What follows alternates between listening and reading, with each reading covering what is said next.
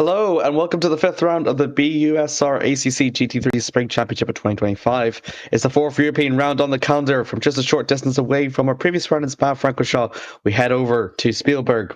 The Red Bull Wing awaits for us for the third of the last of the sprint races here in the calendar.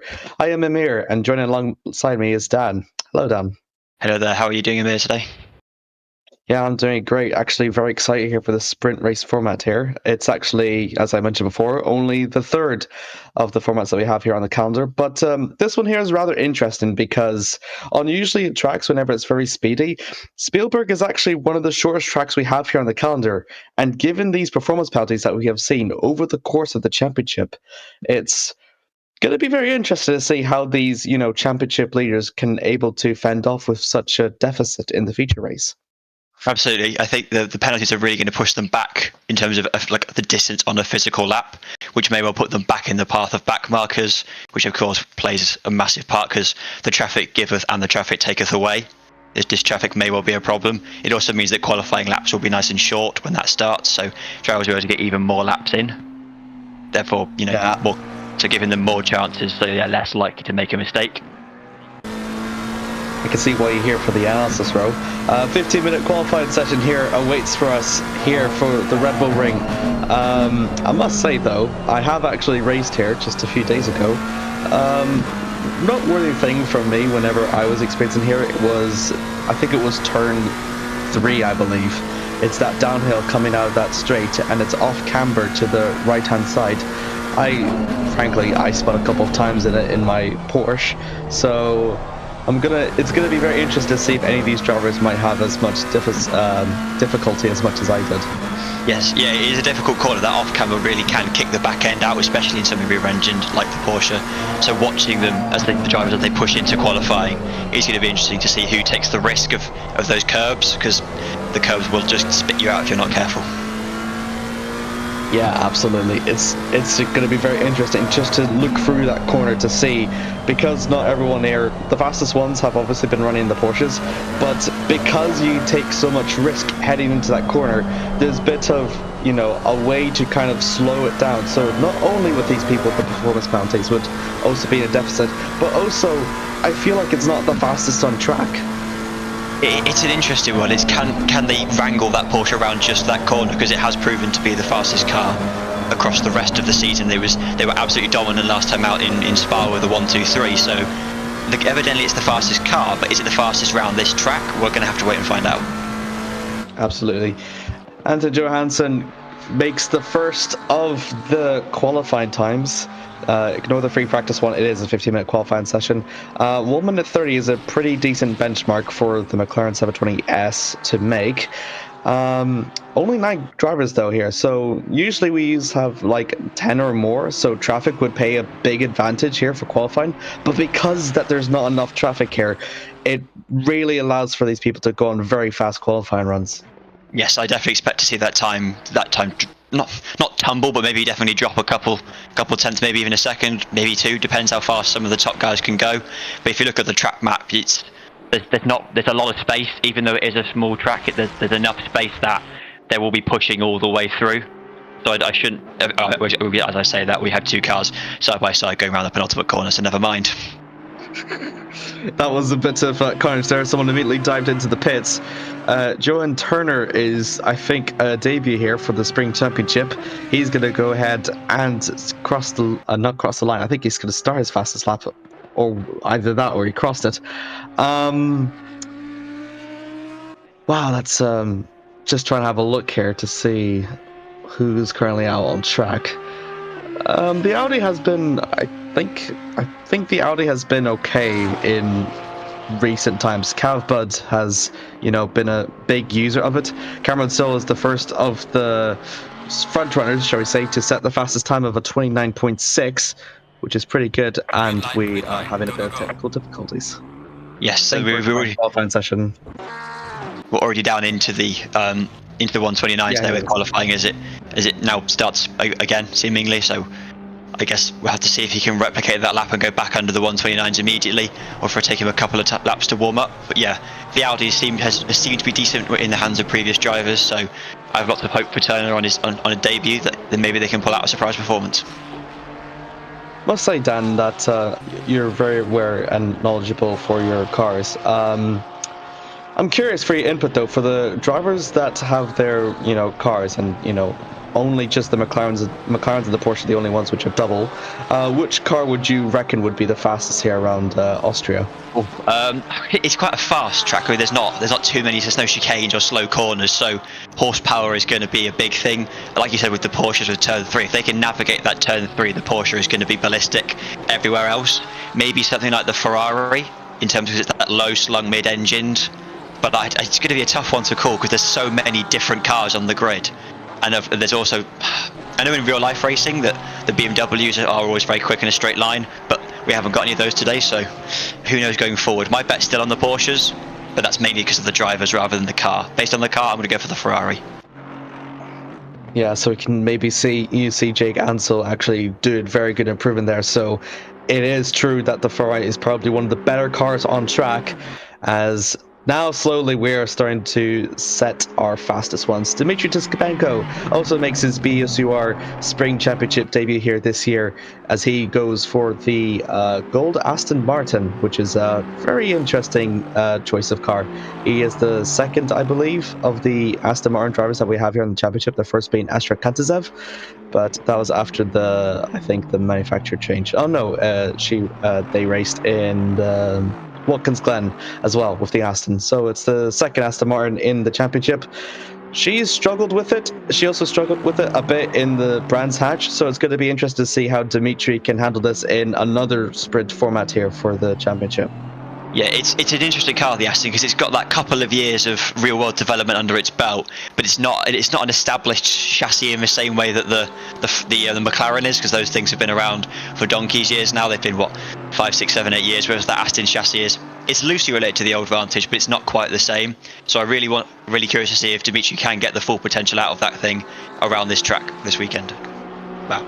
Think about having new chassis as well and the new programs is that it makes your car a little bit more unpredictable. The thing with the McLaren 720S, as you mentioned, been here for years, it means that it's consistent and the driver can easily expect to see what sort of characteristics the McLaren has. The Aston Martin is a little bit more unpredictable then in that case because its characteristics are a little more blurred than that. Yes, it's a newer chassis. It's also front mid-engined as opposed to, because the engine is not in front but is in front of the driver, which is very different to how, say, the Ferrari on screen now or the McLaren's handle. So it's also a different type of car to drive. There is different talents in driving a front engined car as opposed to a mid-engined or even a rear engined like Cam here in the Porsche. Yeah, absolutely.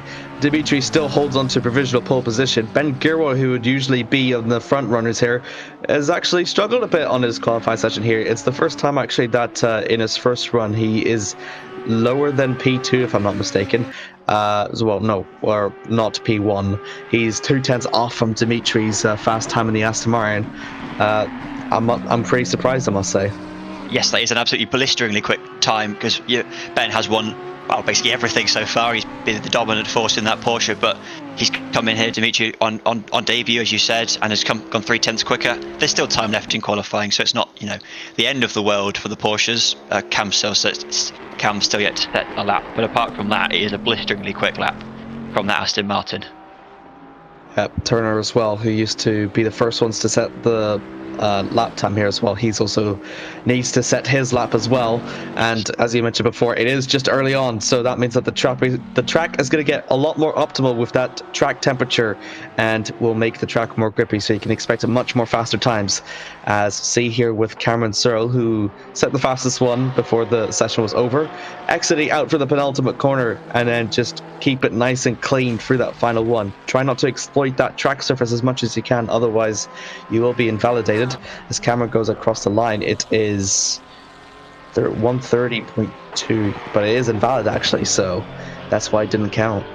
Yeah, this is a track of track limits. There's a lot of corners where running that extra couple of millimeters wide would give you bonus speed down these big straights, but also we've got watchful eyes in track limits that are going to penalise you for that last corner, especially. Turn 1 is another danger zone for track limits, which is what's caught Cameron there, and I should imagine we'll catch other drivers in qualifying and also in the race, because like I said, if you run that little bit further wide, it's risk versus reward. How how far you're willing to push it before your lap time gets deleted.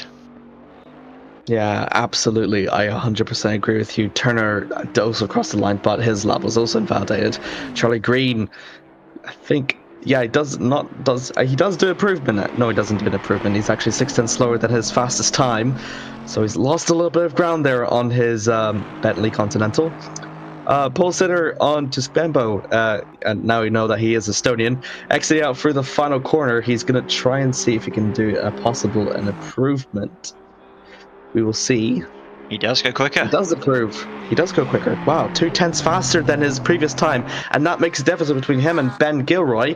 Well, nearly half a second, and now it's been drawn back again to just 1/10 now. Good there from Ben, but Dimitri is still in pole. Yes, that is a blisteringly quick lap from both of them there to really pull themselves away from the rest of the pack. There will be quicker lap times, like I said, but if this is how it's going to be in the race, this is going to be a very good fight. The thing as well with Ben, with the penalty points, he suffered 45 seconds of that deficit over in Spa-Francorchamps, but because it was an hour and 15-minute race, he was able to climb up that deficit. However, he's got the feature race in order to really let that count, and as a result, he's got like I think like a minute or something with the performance penalties at the start of the feature race, which is only just 45 minutes. So I'm curious on your opinion, Dan. Do you think it is too much of a deficit for him to potentially claw back? Could we be seeing a different race winner here today?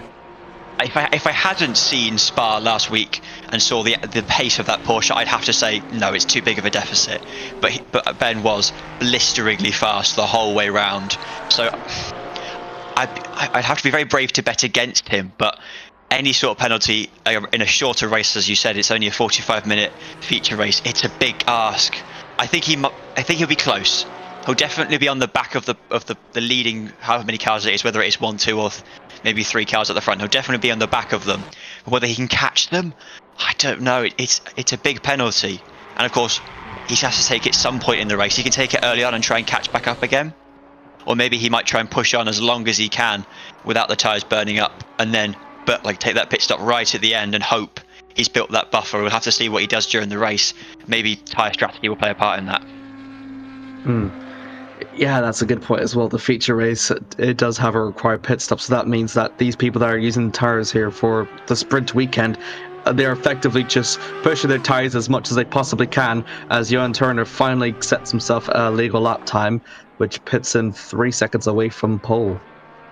Yeah, so yeah, here comes Ben across the line now as he sets another lap time. Is this going to be any quicker? It is quicker. It is quicker, but not quicker, but not enough. Not enough. So there's still time out there. I think Ben will know that he might not be quite as fast as he could go. He might just be building up to it. He's probably still got 3, maybe 4 quick laps if he gets around there under the time limit to set any more in. So there's definitely a chance for him. But yeah, if we look back now at the back of the pair of McLarens at the back of the grid, I wonder if they might be a more stable chassis in the race. Maybe I'm just thinking that they might be able to claw up a couple positions just on that sheer reliable, like we said earlier, stability and dependable chassis. It's also got Jake Ansel as well, who was, you mentioned before, the fastest car on track. Gets himself up into 5th. There you go. That's the showing of the improvements, as we were talking about how that car is really made for this track, and it's actually promoted Jake up into P5. He's done really well so far in the midfield with great qualifying performances. Had a little bit of bad luck or so in the races, but really coming to his own with that P5. Yes, that P5 is sort of, I mean, I could expect him to see it go a little bit higher, but then again, that Honda in the hands of Bud is also going to be quite quick. Those two may well have a good fight in the race if Ansel can find some race pace. That'll be a very close fight for that sort of top of the midfield, maybe back end of the podium if they can pull off some sort of wonder drive. But the grid's shaping up nicely here, as we can see those two Porsches sat looming ominously behind that Aston. But none of those front 3 are going any quicker at the moment, I don't believe, but who knows.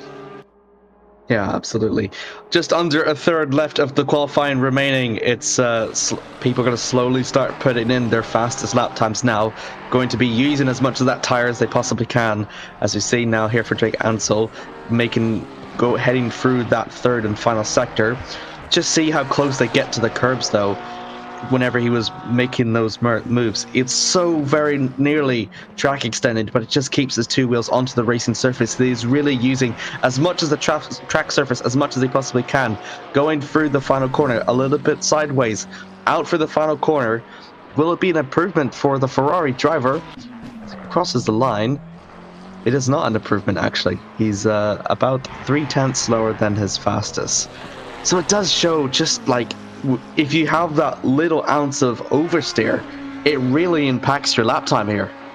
Yes, that last corner is a dangerous one. I've driven it in many other games, in many other cars, be them touring cars all the way up to GT cars. And if you catch that outside curb, as you're so tempted to get close to, but you catch it too wrong, your back end will just step out and you'll lose so much speed going down this straight, which is going to impact your lap massively. And if you did it on the lap beforehand, you're going to be affected all the way down into turn one, which is, it's not a long run. It's not even the longest sort of straight, you might call it, on the circuit, but you're still going to lose a lot of time if you get it wrong on that stepping out of that last corner, which is something these guys are going to have to watch out for. Ben Gilroy finishes it to 8.4 seconds actually slower. Turner does improve, but he still finds himself in P9, which, you know, given the nature of Austria and maybe turn 1 and 3 on the uphill right-hander, might actually provide a benefit for him as he keeps away from traffic. As Dimitri also doesn't improve as well. He is 0.2 slower than his qualifying as well. So a lot of the drivers are slowing down. So Gilroy was about 4 seconds slower than his fastest, and Dimitri was about, 0.2 slower. So I don't know, have people sort of lost their ground? Is there not much here to gain from these lack of improvements, would you say? No, it's weird. I mean, they could well be having a little rest lap, maybe like getting ready for a push lap. But it is weird that we're seeing very little improvement this late into qualifying. There's 2.5 minutes, which is probably 2 laps if you catch it right. Maybe 3 if you're really lucky, but it's unlikely. You're probably going to be looking at 2 good laps as we see the Honda coming around the last corner now. This is Bud in 4th. Who does he get an improvement? Yes, there's a very, very slight improvement there for Bud. Just puts it slightly closer to that Porsche. But I don't know, we're not seeing major improvements as you would expect with the extension of qualifying. Maybe everyone went out there and just went guns blazing from lap 1 and they've set their best, so they're now just waiting for the time to run out as Gilroy crosses the line. And I don't think there's any improvement there either. No, he's a couple... 8 tenths. Yeah, 8 tenths, and Count Bud did improve, but it was only just a 10th improvement as well. Dimitri actually out through turn 10. He's already got the pole, so a good improvement here would cement it for him. And it doesn't. Not an improvement at all, actually. It's only... Oh, wow. It's only 2 hundredths slower. It's a tiny margin there, but again, it's not an improvement, which is certainly not typical of qualifying. If you know your motorsport, you'll know that bad drivers tend to push harder and harder and harder. They set that sort of benchmark and then they knock a 10th off here, they knock a 10th off here, a couple hundredths off here with those minor improvements as Camso comes across the line to set again a fractionally slower lap time than before. It's very strange. No one is improving. No one is improving. I think everyone might be just clamoring to find as much as they possibly can. But I wonder if a bit of an impatience may be playing a hand here for these drivers, because again, that oversteer, if you're so impatient coming out for that final corner, your lap has effectively lost all of its momentum from sector 2 and sector 1 as the Honda driver crosses the line. It is an improvement, but it's still just very minuscule. He's just slowly climbing up to Cameron Searle's time as Johan Turner doesn't improve on his. Yeah, these are going to be the last laps we're going to see in qualifying now, so it's really all or nothing. But I'm just thinking maybe the tyres have started to run out of life in them. Maybe the drivers have given all they've got and the tyres are now, shredded. I don't know, it depends how much pace there's left in these cars as we go into the last sort of 15 seconds. Some drivers are already in the pits already because they know they're not going to improve anymore. Yeah, that's Dimitri and Ben. So Dimitri's threat of pole position in Ben has been more or less sealed as he takes provisional pole position, potentially pole position. Shinjo Shiju improves himself and gets himself up into P5. It is the first of the positions gained that we've seen in the last 5 minutes, which is really big. Here comes Cameron Searle coming out of turn 10. He is the last of the Porsche drivers, still a second. Can he make something here? He doesn't. And it's still a 10th slower. Yeah, everyone seems to have given their all there. That lap from in the McLaren, just as you saw, was probably maybe the last one we'll see improve as we see Johansson come round that final turn. He's given up on the lap.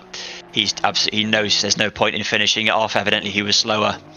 Now we have Bud coming around that last corner again, watching out for those curbs. Get put straight onto the power, down the straight, coming across the line. Again, a little improvement, just not quite enough to jump Cam Searle on the grid as that Honda seals 4th place. And here comes Turner. Again, no improvement. This has been a very strange qualifying session. It is a very strange qualifying session.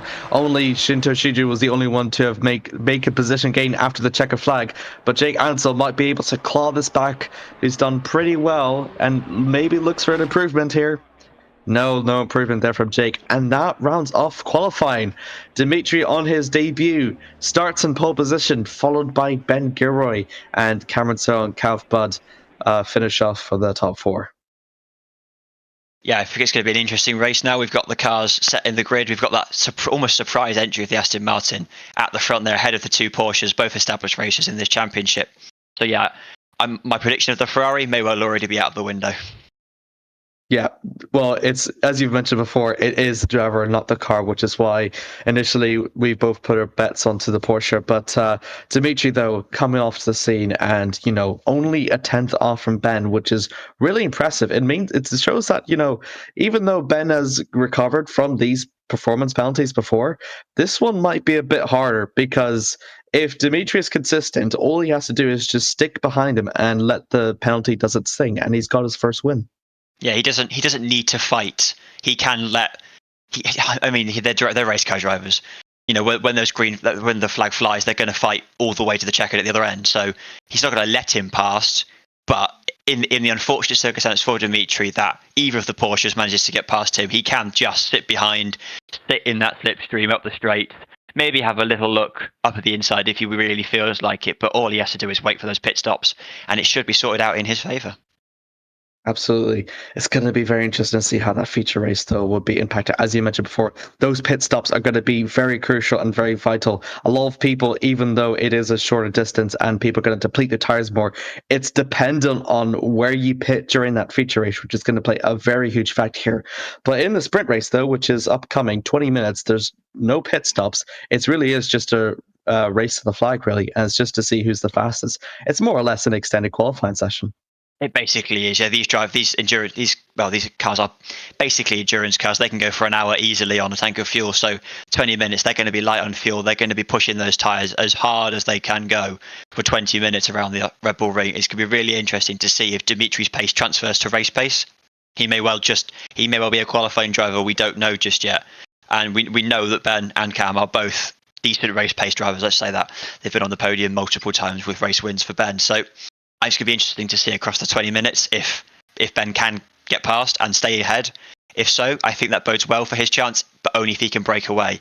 If Dimitri stays on the back of that Porsche, I think that's Dimitri's feature race to lose.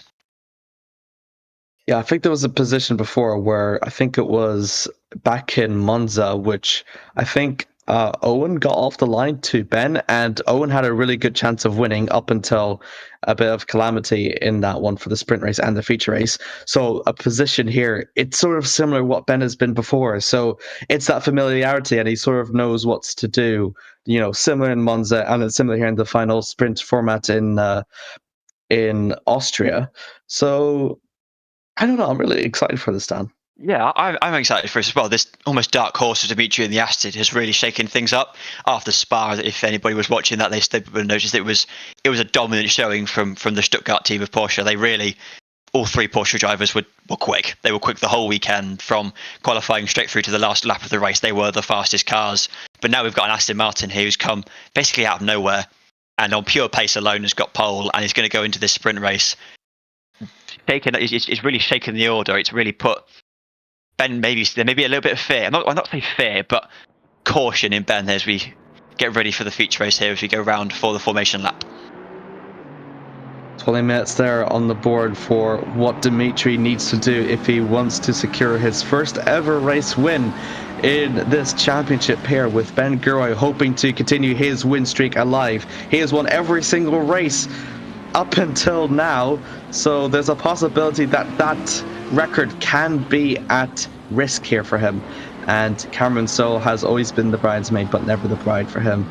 He's going to try and look for his first ACC race win here for this championship as well. Yeah, I mean, the interesting thing is probably not going to be turn 1, but it'll be up here at turn 3. Do either of those Porsches take a lunge?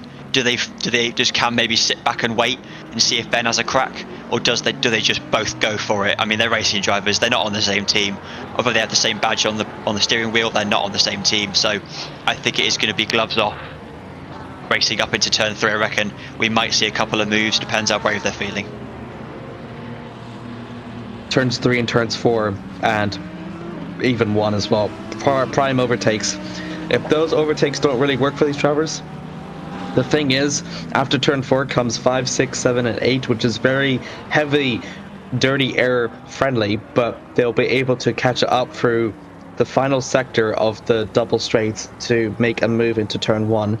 So it's just going to be interesting to see which of these cars would, be able to trail behind the leading car the best.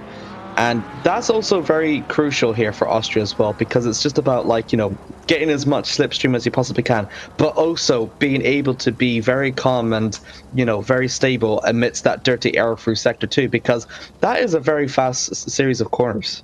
Yes, it is a quick track, and that dirty air is going to be a thing as we start to come into the last sets. Now the cars getting in that formation lap line, and whether those Porsches can stick to the back of the Aston Martin and wait for their moment, we're going to have to find out. But it's setting to be a very interesting feature race, especially with the Aston Martin there at the front, with Cam and Ben looming close behind. Just slowly before they go and into their grid slots, do you have any predictions for how this race will go? Do you have any race winner? I'm gonna go for the rookie. I'm gonna bet against the established guard and say Dimitri in that Aston. He showed his pace in qualifying.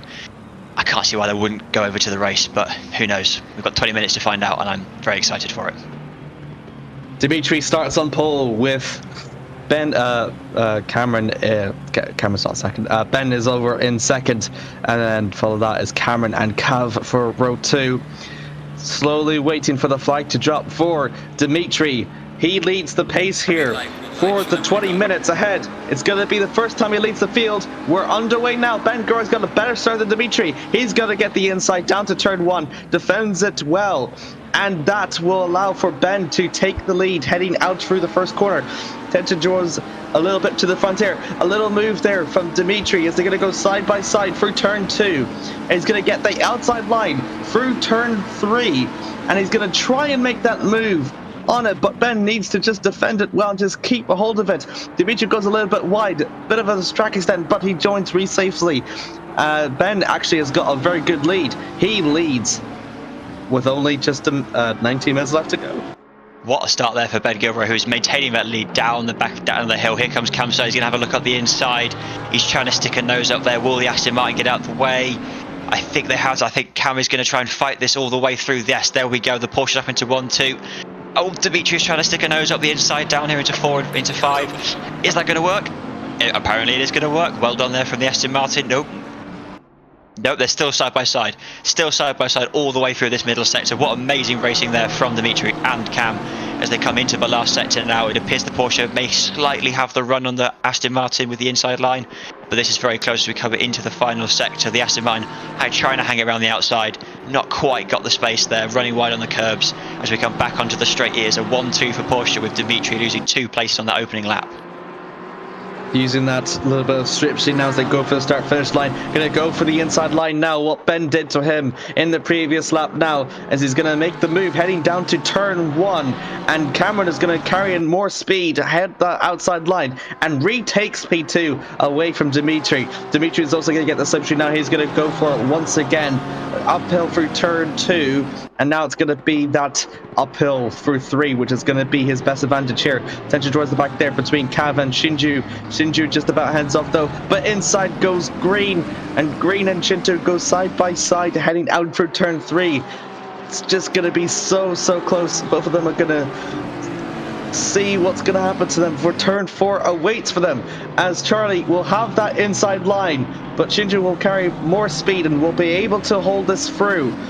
Heading out through turn 4, Through turn 5 they go, still side by side. A little bit of collisions there between the two, but Shinju Chistolini goes through turn 6, so very close. Been side by side for a good corners or so, and Shinju manages to get ahead up into 5th away from green. Really good racing there from Shinju and from green, I must say. Absolutely incredible racing there at the back of the pack. And let's not forget about this lead battle. That Aston Martin is still so close to the back of the Porsche. It's staring at that rear wing. I can almost feel the anger from Dimitri here as he's trying to get past that drive, and that pace is really coming on here with sticking so close to the back through all these fast corners as the Bentley runs slightly wide in the background there for green. I wonder if that will drop him a place as he comes across the line. Is Dimitri going to have a look up the inside? He sticks a nose out. The door is open. Is it going to be closed? Is he going to make it through? No. Can't quite make it stick up the inside as we come up the hill towards 2 and 3. The pace of that Aston Martin is evident, but can it find a way past the Porsche ahead?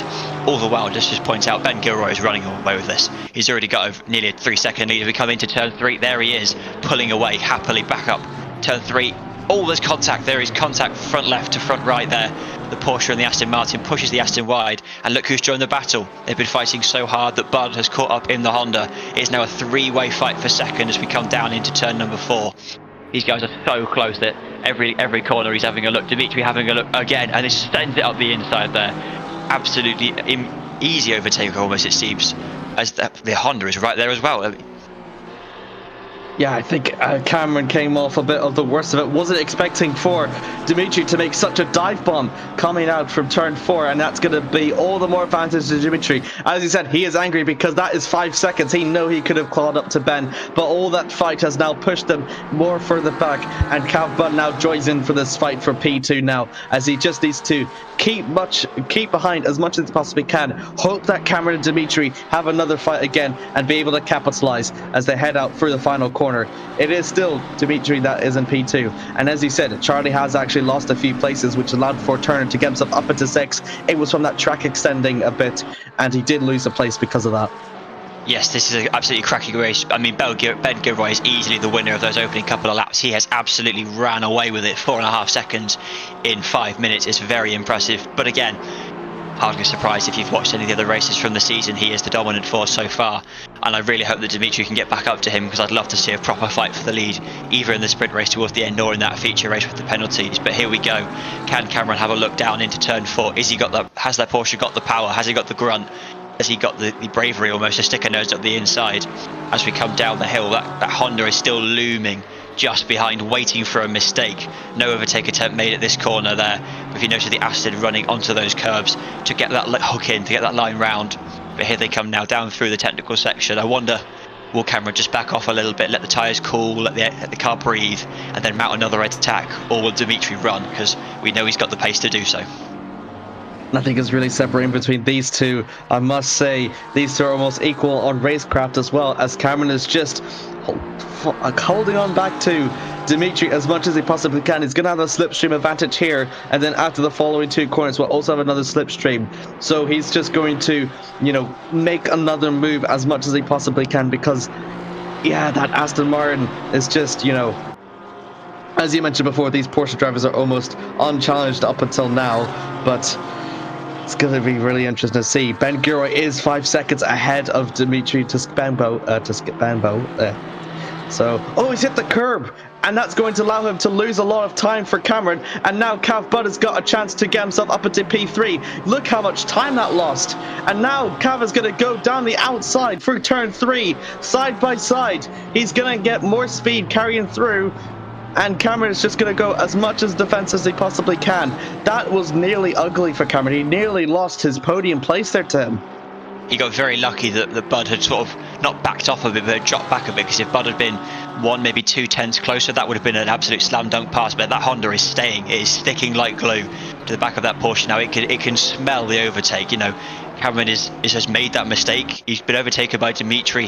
That Honda has watched the whole process happen. It is going to be ready to pounce if and when that comes. And let's not forget that all the while Dimitri is running away, he's already got over a second gap now, and is going to be trying to get back onto Gilroy.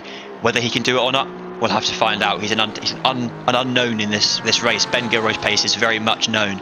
And here we go back further down the pack. We've got 5, 6 and 7 here, still basically nose to tail. Less than a second separates all of them.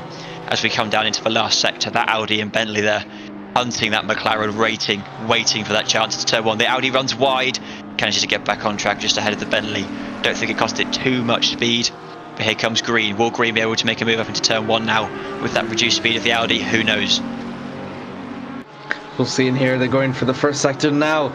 Just trying to make sure that none of them get too scrummy here. Out for the first sector. The Bentley does go wide as the tension draws back as Ansel makes the move on to Anton Johansson to get himself back on. And Johansson has spun round out of turn one. And that will demote him a bit even further as we have a look here. I think it is just too much on the curb. The curb just really unsettled the car. Yeah, it just kicked up that back suspension, makes the downforce go all a little bit funny on the driver there. Completely unpredictable to drive, and then spun it on turn one. A pretty easy mistake to make here as we look at the Bentley, very close to the back of Audi. Will the Bentley have a look? It has a look up the inside. Backs out of the last second. Doesn't think it's worth the risk now going into the middle sector. These cars still nose to tail. You've got to feel for Turner here because they've got a horrible job of trying to get past Shiju in front in the McLaren, but also watching out for that Bentley behind, because any moment that Bentley can pounce. But equally, that McLaren has got two cars behind it. It's got that barrier to the Bentley, which almost looks to be the fastest of the three. Talk about Turner though, starting from P9, he's caught his way up into P6. He's one of the biggest position gainers here through this race now, and what's standing from him and best of the rest position is just Shincho Shiju coming out through turn 10 as he just a little bit on sideways a little bit, and grade has slowly started to come up to Turner's spoiler once again. As you've mentioned before, it is very hard in Turner's position to just be the attacker and also be in the defensive. Scott had too much of a curb there out of turn one, and now allows someone to, that was Ansel going off. I think that was in a similar position once again to Johansson as they have a look for the replay. No, it's actually just spun on his own. It's just a bit of an oversteer reaction. Oh, we've got a massive fight up into turn four there. The Bentley goes bouncing over the curb there as Turner pushes Green wide there. They are now nose to tail. The Bentley can practically see into the cockpit of the Audi there as we come down towards turn four. Will it have a look? It's got to have a look. Here he goes. Here goes Green down the inside. Is he going to make it stick? Is he going to push it wide? What's going to happen? The Bentley is pushing the Audi slightly wide. Off into the gravel there for the Audi. Green slightly bullies their way past using the big size of the Bentley to almost shove Turner out of the way. Turner will not be happy about that. They'll be having a look at that in the stewards room. It might get a penalty or not. We don't know just yet. We'll find out as we go on. I've just seen Dimitri has set the fastest lap of the race. That Aston Martin's pace is now coming on strong here as it tries to catch up. I don't think it's going to be enough, but it's a good sign there. And here we go back to Ansel, and then back to the fight here. For that sixth and seventh place here, the Audi just behind the Bentley. Both of them run wide over the curbs, out of the last turn, down the home stretch. Who will have the power into turn one? I'm not sure if there's going to be enough gap there. There's too much gap there for turn one, maybe turn three, if the Audi feels lucky. Thing about people, we've seen a lot of people track extending here, just using the curves as much as they can. They need to be a bit cautious because their track limit penalties does exist here for ACC, and people have been affected from it. See Brands Hatch as well beforehand, so it's going to be interesting to see. Having been just half of the sprint race so far, no penalties yet, but people have been very close on the edge in terms of defending and from attacking here, as Charlie Gearing still about holds on P6 away from Turner. Yes, it is a close fight, and if you notice, the McLaren ahead of Shiju has slightly pulled away. They've got that little bit of breathing room now. There's sort of around a second gap as it appears to have visually closed a little bit since, as that Bentley is now going on the attack for the McLaren. They do appear to be the fastest car of this trio, but is it enough to get past? We're going to have to find out. As I've noticed that the lead gap has dropped again. If we have a look now, it's down to 3.8 seconds. Dimitri is on form. He is closing up rapidly to Ben Gilroy, so this could get interesting as we go into sort of the last 8 minutes or so here. Through the middle sector now, that Bentley still looking poised, looking ready. The Audi, is it dropping back? It might be a little bit. The timings say yes, but it's also closing up to the McLaren here. So it's going to be an interesting one as we go into the last, like I said, 8 minutes. Down for turn 9, turn 10. Turn 10 they go, and yeah, it's just that McLaren has got much better exit speed coming out of that, and it's going to be all the advantage for Shinji that he needs. It's the breathing room that is going to really favour him in these circumstances, because it's very different from just being chased 1 second behind compared to being chased in Green's case 5/10 behind, as Turner is all over the back of him and maybe trying to look for a move either for turn 3 if he feels lucky, or if not, maybe for turns 4. He concedes just a bit, but still tries to stay behind the Bentley as much as he possibly can. Green is definitely at risk here, and he knows it. He's probably going to try and go defensive down for turn 4 in order to fend it off, but in fact he's actually managed to pull away just a bit, so there won't be any need for it. Green still in the P6 with Turner in 7th. Ooh, yeah. Actually, it's very close, actually. He's getting close. He's getting a lot of time, actually. That really surprised me. I think that was a bit of early there from Green as they head through turn 6, and actually Shinju's just gotten a tiny bit slow as well. So Green actually has a big advantage here on the second sector, but not so much on the first. Yes, this pack are definitely, whether the gaps are growing and shrinking across the lap, so it's going to be, can you maximise your own car's potential in the sector that suits it? Maybe that McLaren has, like you said, got that corner exit speed that the other two lack. Maybe the Bentley has it in the high speeds. We're going to have to find out now, as they're all running over these curbs so aggressively, because that is how you get speed around this track, especially in those last two corners. Down onto the home straight, will either of these guys have a look? The gap's probably slightly too big to have a look here, but that slipstream will just bring those cars back together, assuming they can nail it on the brakes down into turn 1, back up the hill now as we go. That Audi running slightly too wide there. Will that cost it the speed? Maybe so, but again, that Audi looks absolutely rapid, as we saw on my last lap. Just another thing to note, I'm tracking this gap. Dimitri's gap is now under 3 seconds to Ben Gilroy. He is absolutely flying out there. They've saved so much time. I mean, he might even catch up to the lead. We don't know yet, but he's going to be close. He's a man on a mission, he is. Still 5 minutes left to go. Is it still a big deficit for him? Or is he going to be able to have enough time not to just catch behind Ben, but to make one gasp overtake, as now Charlie heading out for there. Oh, a little bit of counter oversteer, actually. Lost a lot of speed now, and that will allow for Turner to slowly catch up again. But again, it's the second sector here that Green really does like and will probably happen in his favour. No, it's a snap oversteer again, and he's into the gravel, and he's lost P7. And that will allow for Turner to get us to the 6th. There he goes for Green. That is the mistake. We knew that there were going to be mistakes at a track this quick with these cars this close. It seemed almost inevitable that there was going to be something, and there it happens. Green now given that breathing space, almost that he didn't really want, as we see the replay now of that snap of oversteer put under pressure. Turner right up the backside, coming down into the faster middle sector, onto the brakes, just gets that slight twitch, which just sends it straight off into the gravel. The Bentley really, not a lot he could do there, just gets it slightly wrong on the brakes, drops that position back. The Audi now taking over P6, as you said. Yep, just as is the second snap oversteer as well. Had the same thing over in turn 4, and it happened to him again in turn 6, and he couldn't really save it much. But he's still, you know, within that gasp between himself and Turner. So P6 is not completely lost for Green. It's just merely a setback, and with 4 minutes left to go, that Bentley is more than capable of making up that lost ground for sure. Yes, it's really important time now for Green. He's really got to knuckle down and kind of focus in, move on from the mistake. Maybe if it takes him half a lap to get it back together again, and then really hammer it, do some qualifying laps, do exactly what they just did in qualifying not 15 minutes ago, nail these lap times, really catch up to the Audi there, because we know that Bentley has the pace in it, as we just saw. It was just one little mistake, followed immediately by a second little mistake that put the Bentley off. But Turner's really lucked out there. They've got that position, they've got that room.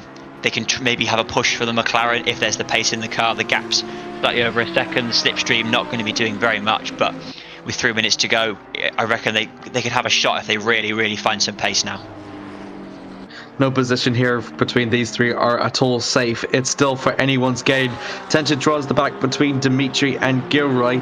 It slowly gained a bit in Ben's favour. It is now 3 seconds now between himself and Dimitri, which used to be 2.7 as they head for the third corner. I think it might be Ben Gilroy's really to lose now, because that deficit just seems to be stabilising now a bit. I think there's only so much Dimitri that he can do while being that far behind. Yeah, it's 3 minutes with 3 second gap is going to be tough, because you've got to put an overtake in there somewhere. And if we look at the lap times there, Ben Gilroy's only dropped 0.3 off his best so far the whole race, and Dimitri's dropped a second and a bit, and that says it all. if Dimitri could get back onto that sort of very low 128, high 127 pace, that gap would shrink. But as we're currently looking at it now, I think Dimitri's almost, I don't want to say given up, because these guys are going to fight for every last corner, every single last lap they're going to fight. But it's certainly looking a little bit less likely now as we come towards the end of this incredible sprint race. Ben Gilroy has been everywhere. Well, he's been on the racing line throughout this entire race, whereas Dimitri, as we've seen before many times with his battles against Cameron, had to make some aggressive moves, and that put a wear into his tires. So it's sort of his tire life also giving up as well, which is why that he's not been able to set consistent fast times in comparison to Ben in that. But still, P2 is a very strong showing for him, and if anything, he's on a very good trajectory to actually win the feature race. Yes, he's kept pace. That's what's important for Dimitri. He's settled into the race pace. He now knows what it's like to race Ben a little bit. He's raced Cam as well, so he now knows his opponents better. But what he's got to do is remember there is a big penalty coming. That success penalty is going to hurt Ben. If he can stick within 3 seconds of Ben up until the pit stops, it is Dimitri's race to lose, which I think is going to make the feature very interesting if we see this sort of pace again, and if we see the McLaren slowly being caught by the Audi here. That gap has shrunk rapidly now. We're well under a second as we come up across the hill along this straight now down towards turn 4. Will the Audi have a look? It's maybe a little bit far. They might get one more lap in. Is he going to have a look on that last lap? Here we go, the Audi sticking behind the McLaren as we go into the middle sector. Just biding its time, getting ready for that move. I'd love to see a move here for P5. You know, that's that best of the rest here, with Bud sort of bridging the gap between the front and the middle. Here we go with the Audi, just sitting there waiting. The Bentley is still there, but I think Green's sort of accepted now as he runs slightly wide. Never mind, that Bentley is still pushing hard. It is pushing hard. It really doesn't want to be out of the picture just yet. But for Turner and for Shiju, it's going to be between them. It's going to be a dual dogfight right to the very end here as the clock slowly ticks down from just under 30 seconds left to go. That means that we'll have one more lap among us. So that means Turner will just have 3 good opportunities now to try and get P5. But is he close enough behind Shinju to make it work as we head out for turn 1? Just a little bit using that track surface. Still trying to use the slipstream. Follow behind the McLaren as much as he possibly can as turn 3 awaits. He's going to try and have a look. He's going to go for the outside. Now he's actually going to go for the outside now. And now heads for turn 3 as Shinju goes defensive now. Coming out of turn 3, still behind him, but he's still got the slipstream with him in a little bit in his favor. But it's only turn 4, and other than that, I think Shinju just about has it. That defense was all that he needed, and I think it will be the case here as they head for turn 4.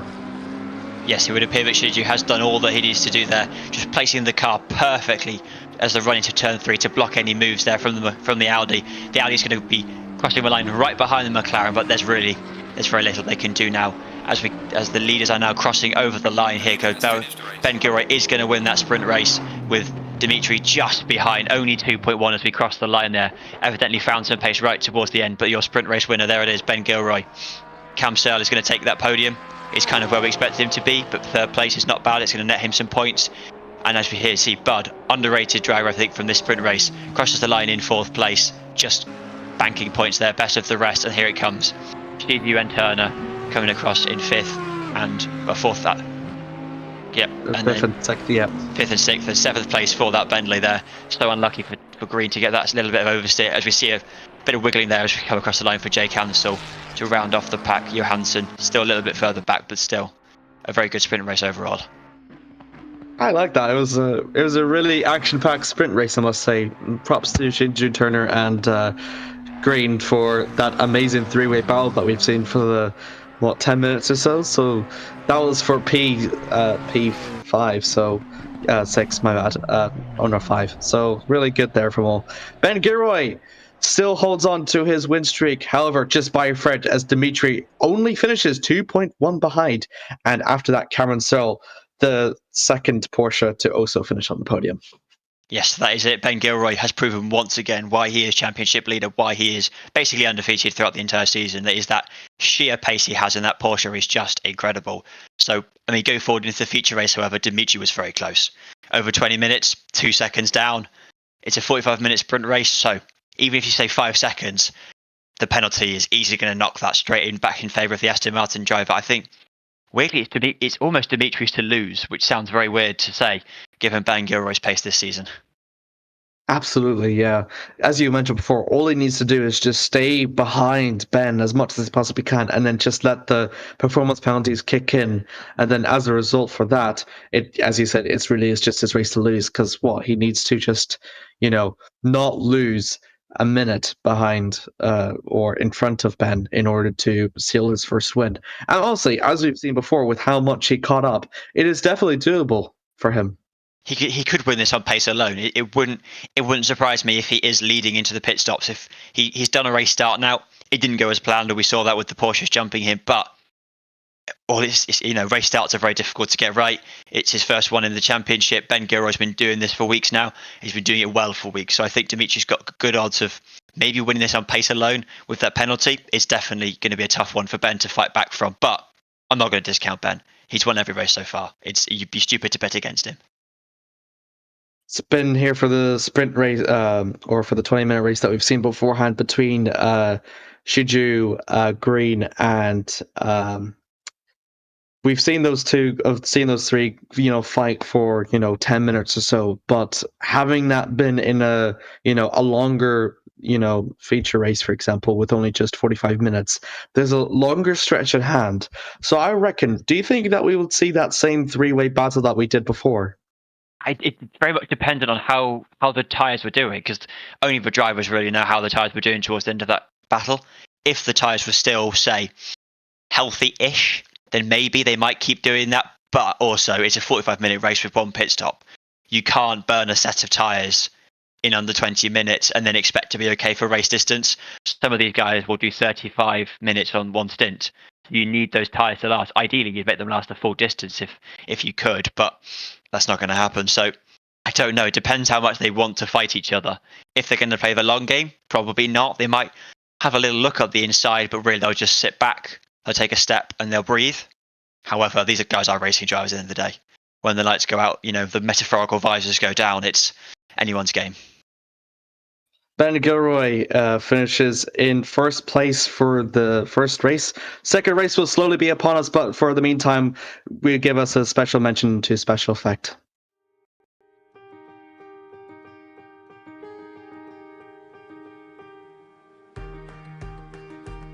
Nobody likes being left out. That's why Special Effect are helping people with physical disabilities to play video games.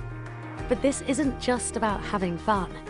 The gaming setups we create are personalised, so people can play to the very best of their abilities.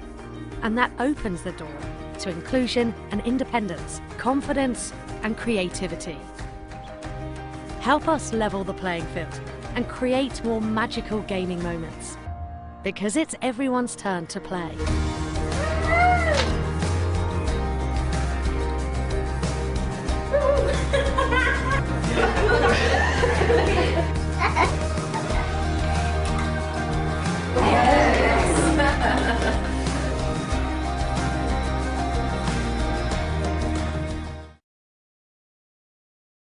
Thanks for Special Effect for sponsoring this series. Attention now draws towards the feature race now with 45 minutes on the clock. Mentions before, Ben will start.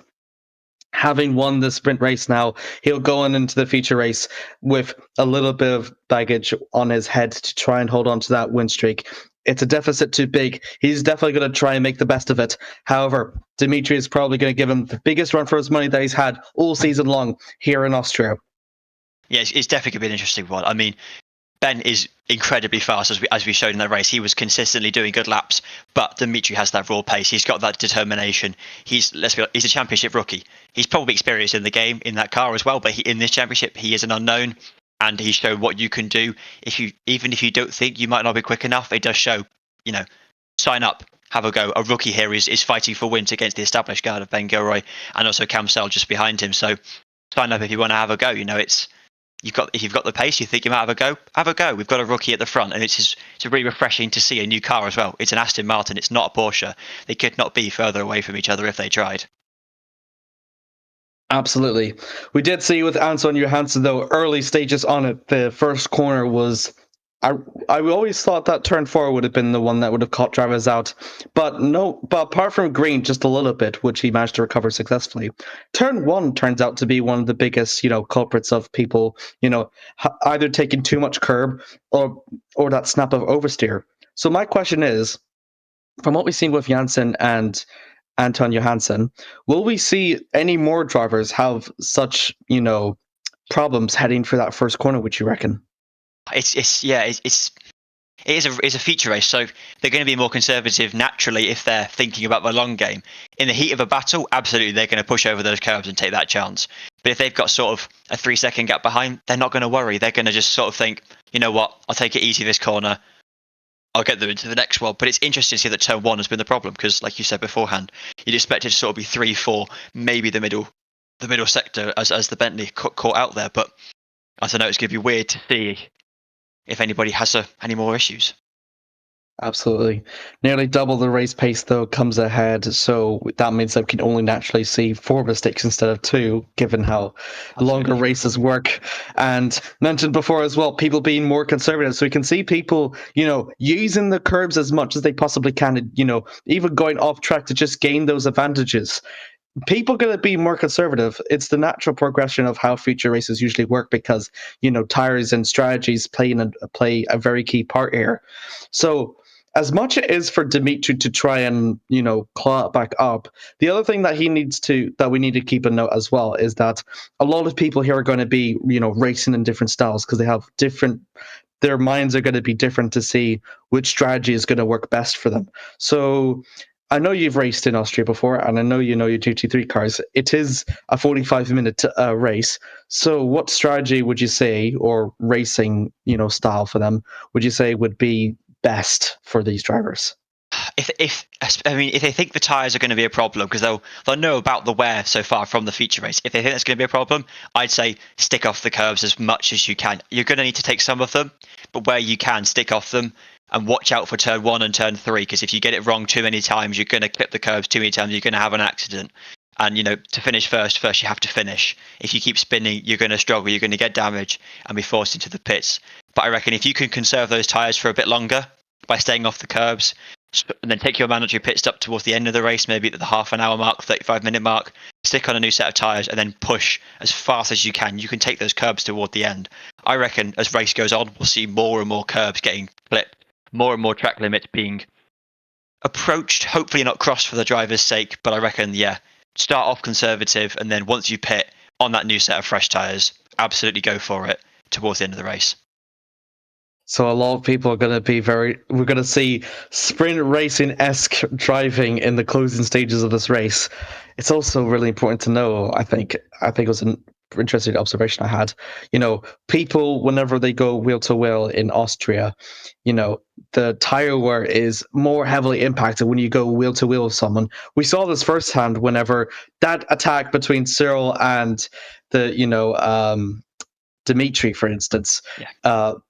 That tire wear, I think, really played a key part in how Dimitri did not able to close it up to Ben, because again, Ben was just on the race line. He was probably tire conserving as much as while Dimitri was fighting off with Cameron. So I don't know, would you say that the more that these guys fight on track, the worse their tire wear gets? And if that's the case, would avoiding these battles be a very crucial way to gain positions?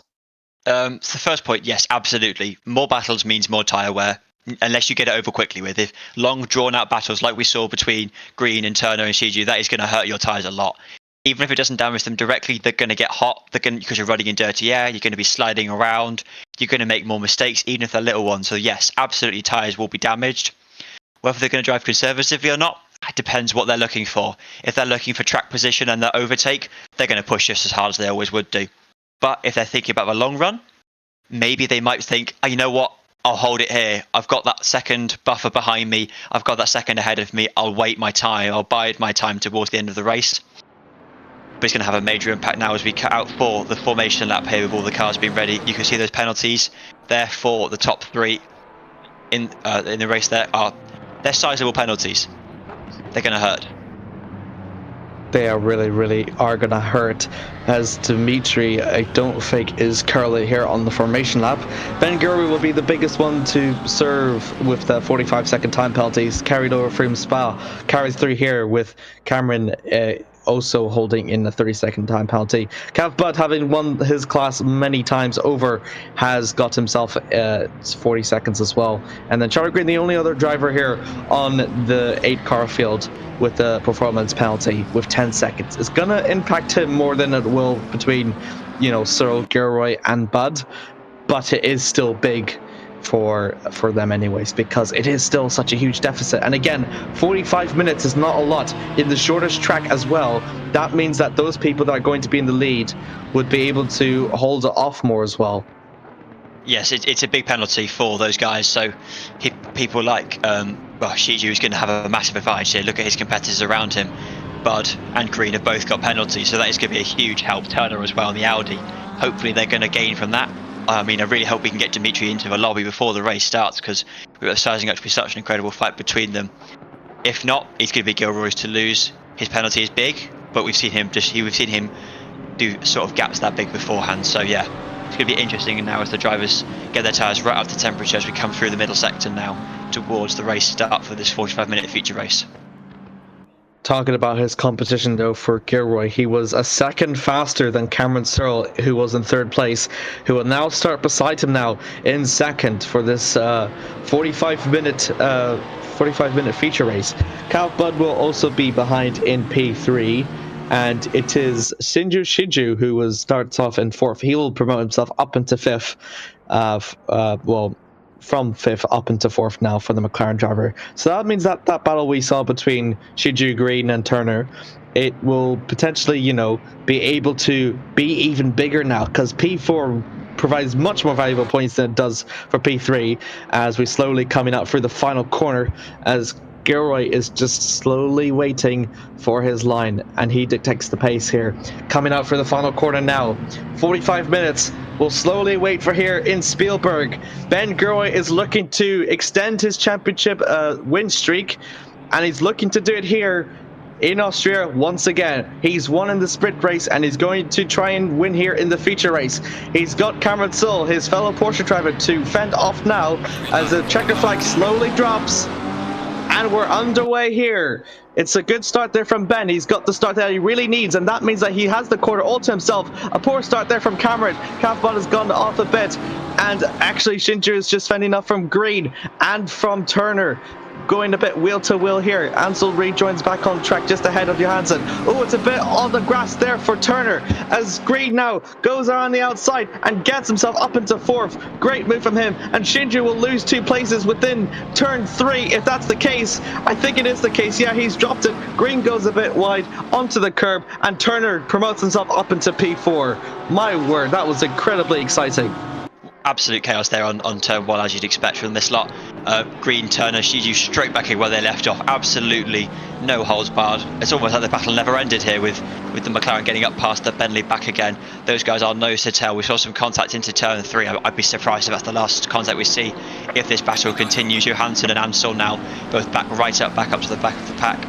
Back where they really should be after those spins on turn 1. But there is now a 5-car battle really here between Shiju, Turner, Green, Ansel and Johansson here, as Budd is almost dropping back into it. So basically the entire field is now having a fight for that last podium spot really, as Budd starts to just about pull away here. Johansson up the inside of Green in the background there. Absolute, Shiju right behind the Audi. This is a brilliant lap 1 here. Oh god, Green and Johansson just gone a bit wide. Ansel rejoins back in. We're gonna have a look at the replay here, as I think, Ansel just slightly nudges off Green just a bit, but Johansson just goes off of the track on his own, and that will allow... Oh, Johansson's gone off once again, but still manages to hold back into that 6th place now, away from Green, as now we're looking back to Shiju and Turner for P4. Shiju was really on the back end of Turner there. Very lucky he didn't actually collide to be honest, as going out for turn 3, still a bit there to play for. Slowly starting to calm down just a little bit as Ansel makes his move onto Green in the background. It's a bit going wheel to wheel now. Green is dropping a bit like a stone. Started P6, now down to P8 as Ansel, the Ferrari driver, down the inside for turn 4. And yeah, just that Bentley, he's just very cautious on that oversteer, and nothing much they can do but to concede. Ansel up into P7. Yeah, I almost wonder that Bentley has gotten some damage we didn't see. I mean, this is uncharacteristically conservative. Maybe he's playing a long game, like you said. Maybe he was listening to us in commentary. Maybe he heard, conservative, I'll try that out. And he's just not fighting these battles he doesn't need to. He's just sitting there, biding his time. He's got that penalty, but I think he's going to try and hope that he can, bring that pace on late in the race to get back past. As here we see Ansel just ahead of the Bentley here. That you can see the size difference in those two cars. That Bentley is such a big car compared to that Ferrari, that dainty little Italian V6 versus the absolutely whopping British, it's almost sledge of a Bentley there, as Ben Gilroy sets, unsurprisingly, the fastest lap of the race. The idea of them just listening to our commentary before the race is very hilarious to me, and I can't help but laugh to that imagery. Sincho Shuju, turning our attention now back towards him. Turner's actually slowly started to pull away, and I think is actually catching up to Cav, and he's got 40 seconds as well. So that means that this position here is really for P3 in this case now. So this is going to be a very big advantage for Turner. It's going to be the second time we have a debutant here on the podium at this rate. Yes, Turner is absolutely in the best seats really right now. I mean, I don't think Turner's quite got the pace to fight the two Porsches, so but if he can set his sights on that bottom step of that podium, I think that will be a massive, massive motivation for that Audi driver to keep on the back of Cav Bud. He does not need to get past him. He just needs to be able to see Cav Bud, and he'll be absolutely fine. His biggest problem actually is watching behind for the McLaren of Shinto Shiju. He doesn't get too close and spook him. Turner, again, like you said, he's a rookie, he's unproven. We don't know how he handles pressure. I mean, he's a racing car driver. He probably handles it quite well, but he is absolutely in the best seats here, sticking behind Cav Bud. As Shiju goes wide in the background there, that will not be a very, well, probably a valid lap time there, but it's not really a problem outside of qualifying, as we see Johansson here just behind there. Now we have the Ferrari and the Bentley down the home stretch. Ansel slightly pulling away from the Bentley. Will that Bentley make a move? Maybe, who knows? Just trying to claw back up as he possibly can. Drops a stone from P6 down to P8, and with that 10-second penalty, he's already on a bigger disadvantage that he really needs to be now with that performance penalty. He's going to try and look his move back up, and the man on his targets is Jake Ansel now. Heading down through turn 3 goes. He just needs to stay behind the Ferrari as much as he possibly can, but not make too over drastically dangerous maneuvers as well, because again, we saw with that oversteer for turns 4 and turn 6 that really costed him. So it just needs to be really, really patient on him and just wait for his time before making that move on Jake as we head down for turn 4 once again. And look, Jake's just a little bit squirmy coming up for that corner, and that will allow him to have a bit of advantage now, as now Cav Bud slowly tension drawing back to him, still with the 40 seconds, and Turner is still just slowly catching up to him. But he is slowly buying his time a bit. He's not really being really aggressive on that maneuver. Yeah, as much as we say this is a sprint weekend, this is still a 45-minute race. That is still a decent chunk of motorsport these guys have got to get through before they see the blessed relief of the checkered flag here. That Bentley seems to be quite content, just sitting behind Ansel, just waiting, ominously waiting there. Every time they come down the straight, Ansel will be looking in the mirrors, maybe not focusing on braking points quite as much as they would like. But unless Green feels the need to, I reckon he'll probably stay there. Just for now, got to save those tyres. Don't do anything rash. You've still got, if that clock said 3 minutes, not 38 minutes, absolutely Green would be sending it up into turn 3 right now. He may well have a crack. He's got the slipstream, build up the speed up into top gear. Well, near enough top gear by now. They're going to be. Is he having a look? He's going to have a look around the outside of the corner here into turn 3. Can he hook it around the outside without being pushed too wide? Not quite. He's on the power there, side by side, up across the top of the hill now towards turn 4. That Bentley shim might getting up past the Ferrari there. Absolutely incredible move there from Green to stick it around the outside of Ansel as we now break down into turn 4. Will Ansel have a look down the inside? Not quite enough of a gap there. Actually, no, he does go down the inside, and he's actually onto the gravel. It's that snap of oversteer that's impacted him again. Ansel reclaims back P7 away from green, and that was a bit unfortunate there from green. I was going to say how he used the outside of 3 with the more racing surface, managed to him garner more speed. But because of that oversteer that's impacted him once again, he has lost that P7 now back to Ansel. That was absolutely commentator's curse there. I'm very sorry to agree there. That Bentley snapping oversteer again. Maybe it's driving style, maybe it's setup, maybe he's just not happy with how that car is behaving this weekend. But here we see the 2 McLarens. Johansson has closed up the Shiju. Johansson was such a reliable driver in Spa last time. I'm barely sure he netted a P4 for his efforts, where he was really just dependably sitting there waiting for others to have errors, so that here he comes actually now into turn 1. Is he going to have a look into turn 1? No, just sticking under that rear wing here is Ansel and Green are once again back at it. These guys are not leaving each other alone. As if we come up the hill towards turn 2 and then turn 3. And here we go, the McLarens. Is he going to have a look up the inside? Johansson pokes the nose. The door is ready. He's going to try and go for it. Later on the brakes, it makes the move up the inside. Not quite. Shiju holds it around the outside, but Green is going to make it stick up the inside here. Back onto the power now. We know the Bentley's got the grunt. Did he get the corner exit to make it down into turn 3, to do the next corner first? Here we go. Bentley's got the power. Ferrari's got the outside line. It looks like it's Green's move, but I'm going to commentate his curse him if I don't stop talking.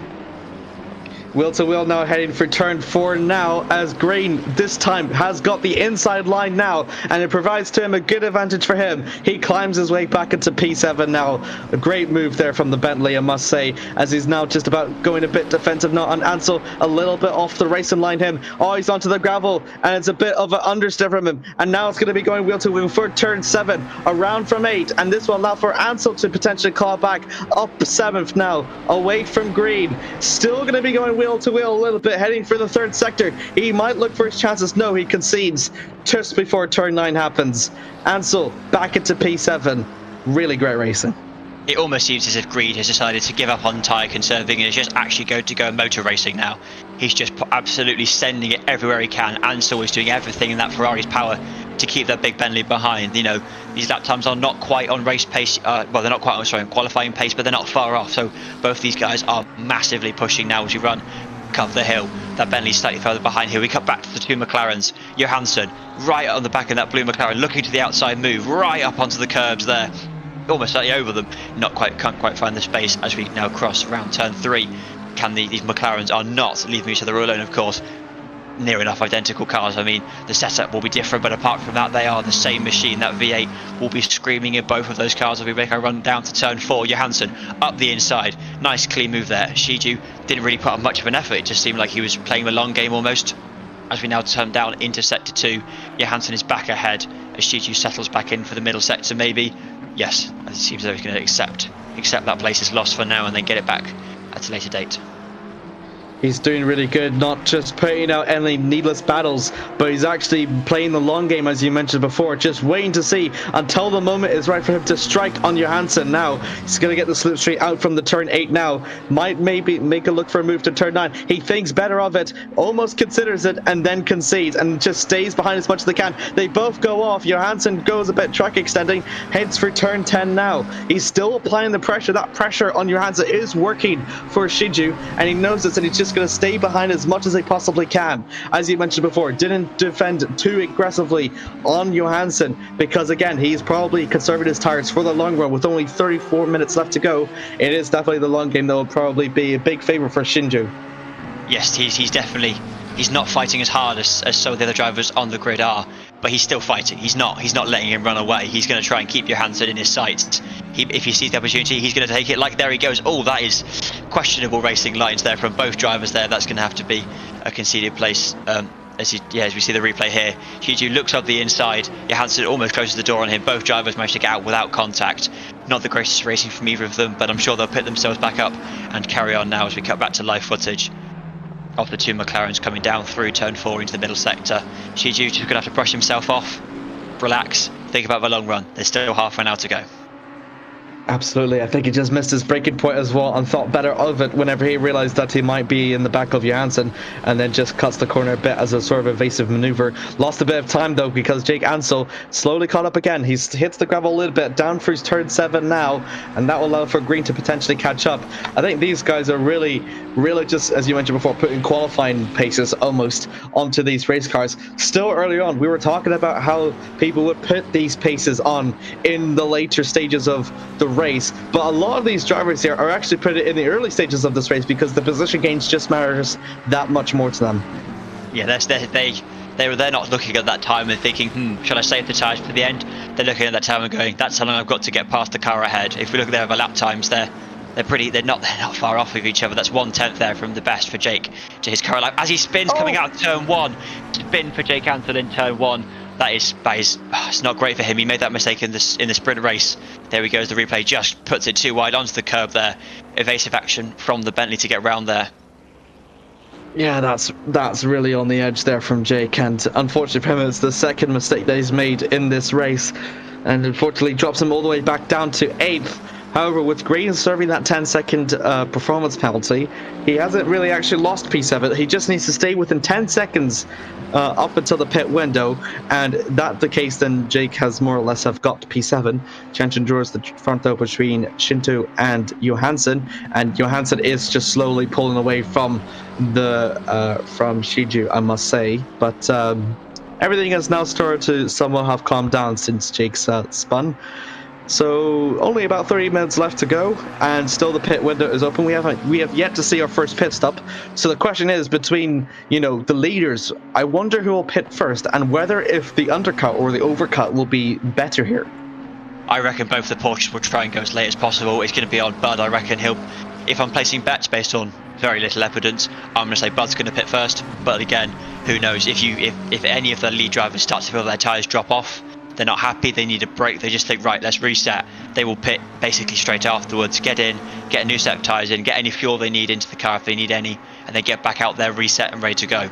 But yeah, as we see the McLarens here now, just sort of settling into that race pace. We're nearly at 1/3 distance already. How time flies when you're watching motor racing.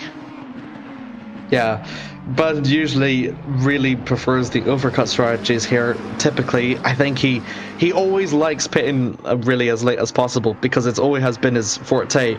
We've seen it before in races week in and week out now, and probably here it'll more likely be the case. Just try to, with the 40 seconds it's a very huge deficit, so he's going to try and delay that as much as he possibly can on track. And Johansson has gone off through turn 4, and that's very crucial because that will allow for Shinju to get up into 5th. He's just spun oversteers. It's not even acceleration to the curb, it's just that oversteer that has impacted him. He's put his foot down too early. The car's not quite ready to accept the mighty power of that McLaren twin turbo V8, and he's just spun it around, and now Green has managed to gain another place to spinning.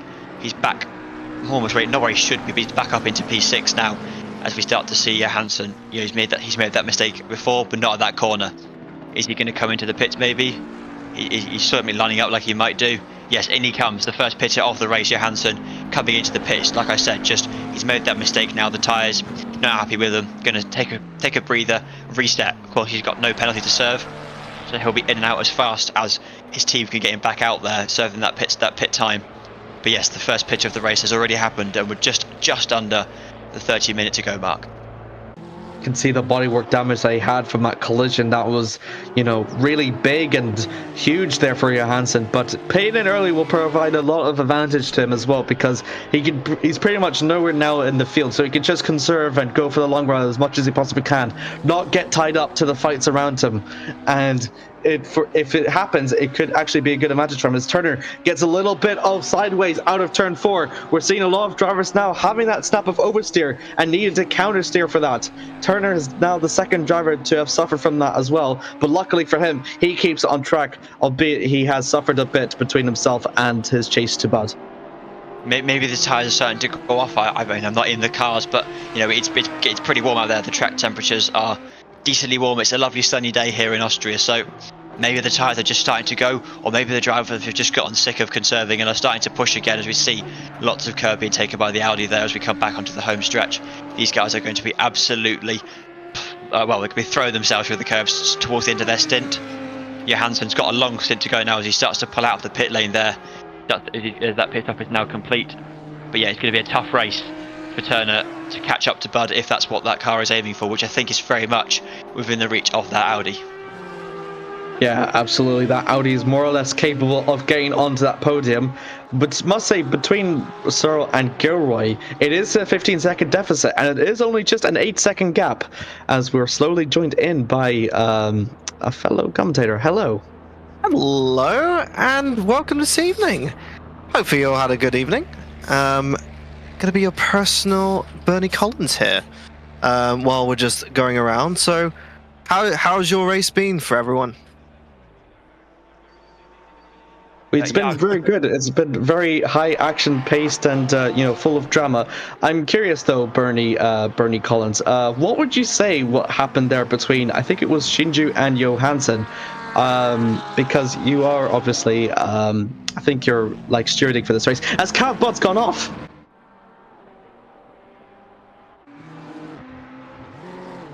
Oh. Oh, that's online connection issues. Bernie, would you care to analyze what happened? Yeah, I mean, at the moment, you're seeing a bit of flickering on the system at the moment, but luckily with ACC, even if you do a little bit of flickering, you'll still stay relatively on the track. I just wanted to kind of go into a little bit of the pit stops that we've been seeing. So we've currently had two cars, Jake and Johansson, has been stopped.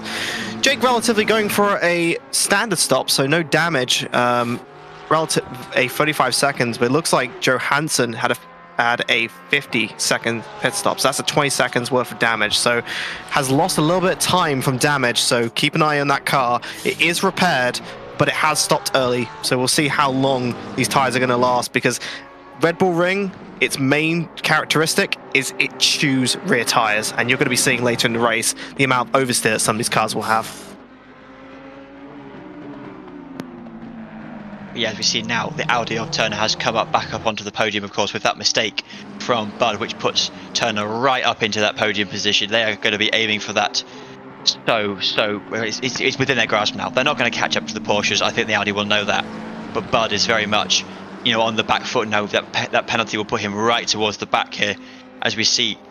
Well, the McLaren of Johansson is pitted, of course, so he's not racing Bud, but Shizu definitely is just behind him. So that McLaren of Shizu catching up to Bud, is it going to happen? It could well do. Bud is going to be. Well, he's evidently not happy with how the car was set up given his previous spin, but he's still not coming into the pits. Just a bit of that corner cutting as well. I think it was that position there from Cav Bud, as you've mentioned as well, Bernie Collins, with that flickering that has actually put a bit of a deficit between them. And now with being lapped, it's kind of hard to see how Johansson can really claw back up with that 20 seconds worth of damage. So it's interesting to see whether for the long run if that will actually be an advantage to Anton to pit for that damage. I mean, yeah, the damage. You kind of want to get rid of it, but it's how much is it going to cost you? If he lost a couple of dive planes off the front, that's going to be tenths a lap, which will rack up over 25 minutes. If all it was a little bit of a body knock and a bit of bumper wiggling, he probably could have survived without it, but they made the call. The drivers made that call. They've now got to focus on getting up to the back of Ansel and hoping that penalties push some drivers into reach there. Just under half of the race left to go here in Spielberg. Bill Guerrero still leads, however it is only 10 seconds between himself and Cameron Searle. Still with a deficit for Cameron to claw back up between him. It is 11 seconds between him and Turner. Turner is just about a second over from that of Cameron halfway through, so it might be a good advantage over for Turner in the end for his potential first podium as well. Him and Bud, 40 seconds. It's going to be very weird to see how Bud will be able to hold that, as Bud actually goes straight into the pits. It's an uncharacteristic pit from Cav, who usually pits very late early on, has gone in and actually done an undercut this time. There we go. I mean, I accidentally did it correctly with my lack of information that Cav would pit earliest of those lead couple of drivers here.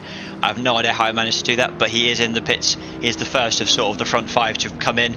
Ansel and Johansson both had damage or weren't happy with how the tyre was set up, but this is Bud coming in now for his stop. Of course, with that absolutely massive penalty to serve, this will make the rest of his race, should we say difficult, shall we say. He's just spent a lot of his race flat out. 23 minutes to go. Shiju here is now up into 4th place. He has got Turner ahead by about 10 seconds. Is he going to fight for that? I don't know if he's going to fight for that. Green is 5 seconds behind though. That is a lot scarier of a prospect. But Green has that penalty. Shiju, I think he's pretty stable for right now. Yeah, absolutely. Cav also serving that 40-second time penalty, so it's going to be interesting to see where it comes off at the end of us. Looking for the minimap there, 24. I think that is the leader of Ben Gilroy, so he is going to be lapped into the pits as well. I think Green. Yeah, Green is just behind it. This was great. I thought he was in the pits for a minute, but it wasn't. My apologies there. Just seeing where Bud's just simply going to come out though. Gilroy also has got 45 seconds as well, but I'm not entirely sure where he'll come out in comparison to others. Turner's in the pits now, so Bud has just opened the floodgates now for everyone to come into the pits now, as Turner is now the next one in. And I think as soon as he comes in, I think Bud is just about going to go out, if I am not mistaken. He'll also be holding up by traffic, I think. No, he's not. He's at the end of the pit box. My apologies. As everyone's just going into the pits. Actually, I think Shiju has also dived in now, so we've got 3 of our 8 cars in the pit lane. You can see those penalties for Ben Gilroy and Cam Searle still to serve, as Ansel and Johansson and Bud have all finished their go. Bud pulls out of the pit lane in that Honda, back out up to racing speed. He has got a lot of work to do if he wants to catch up to really any of his competitors. That penalty combined with those mistakes have really cost him this race.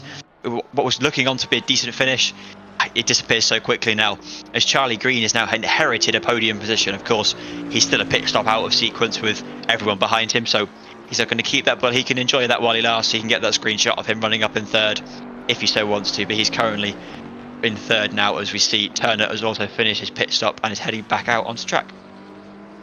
Charlie Green is on course to win, which I believe is his first. No, it's not. It's his second.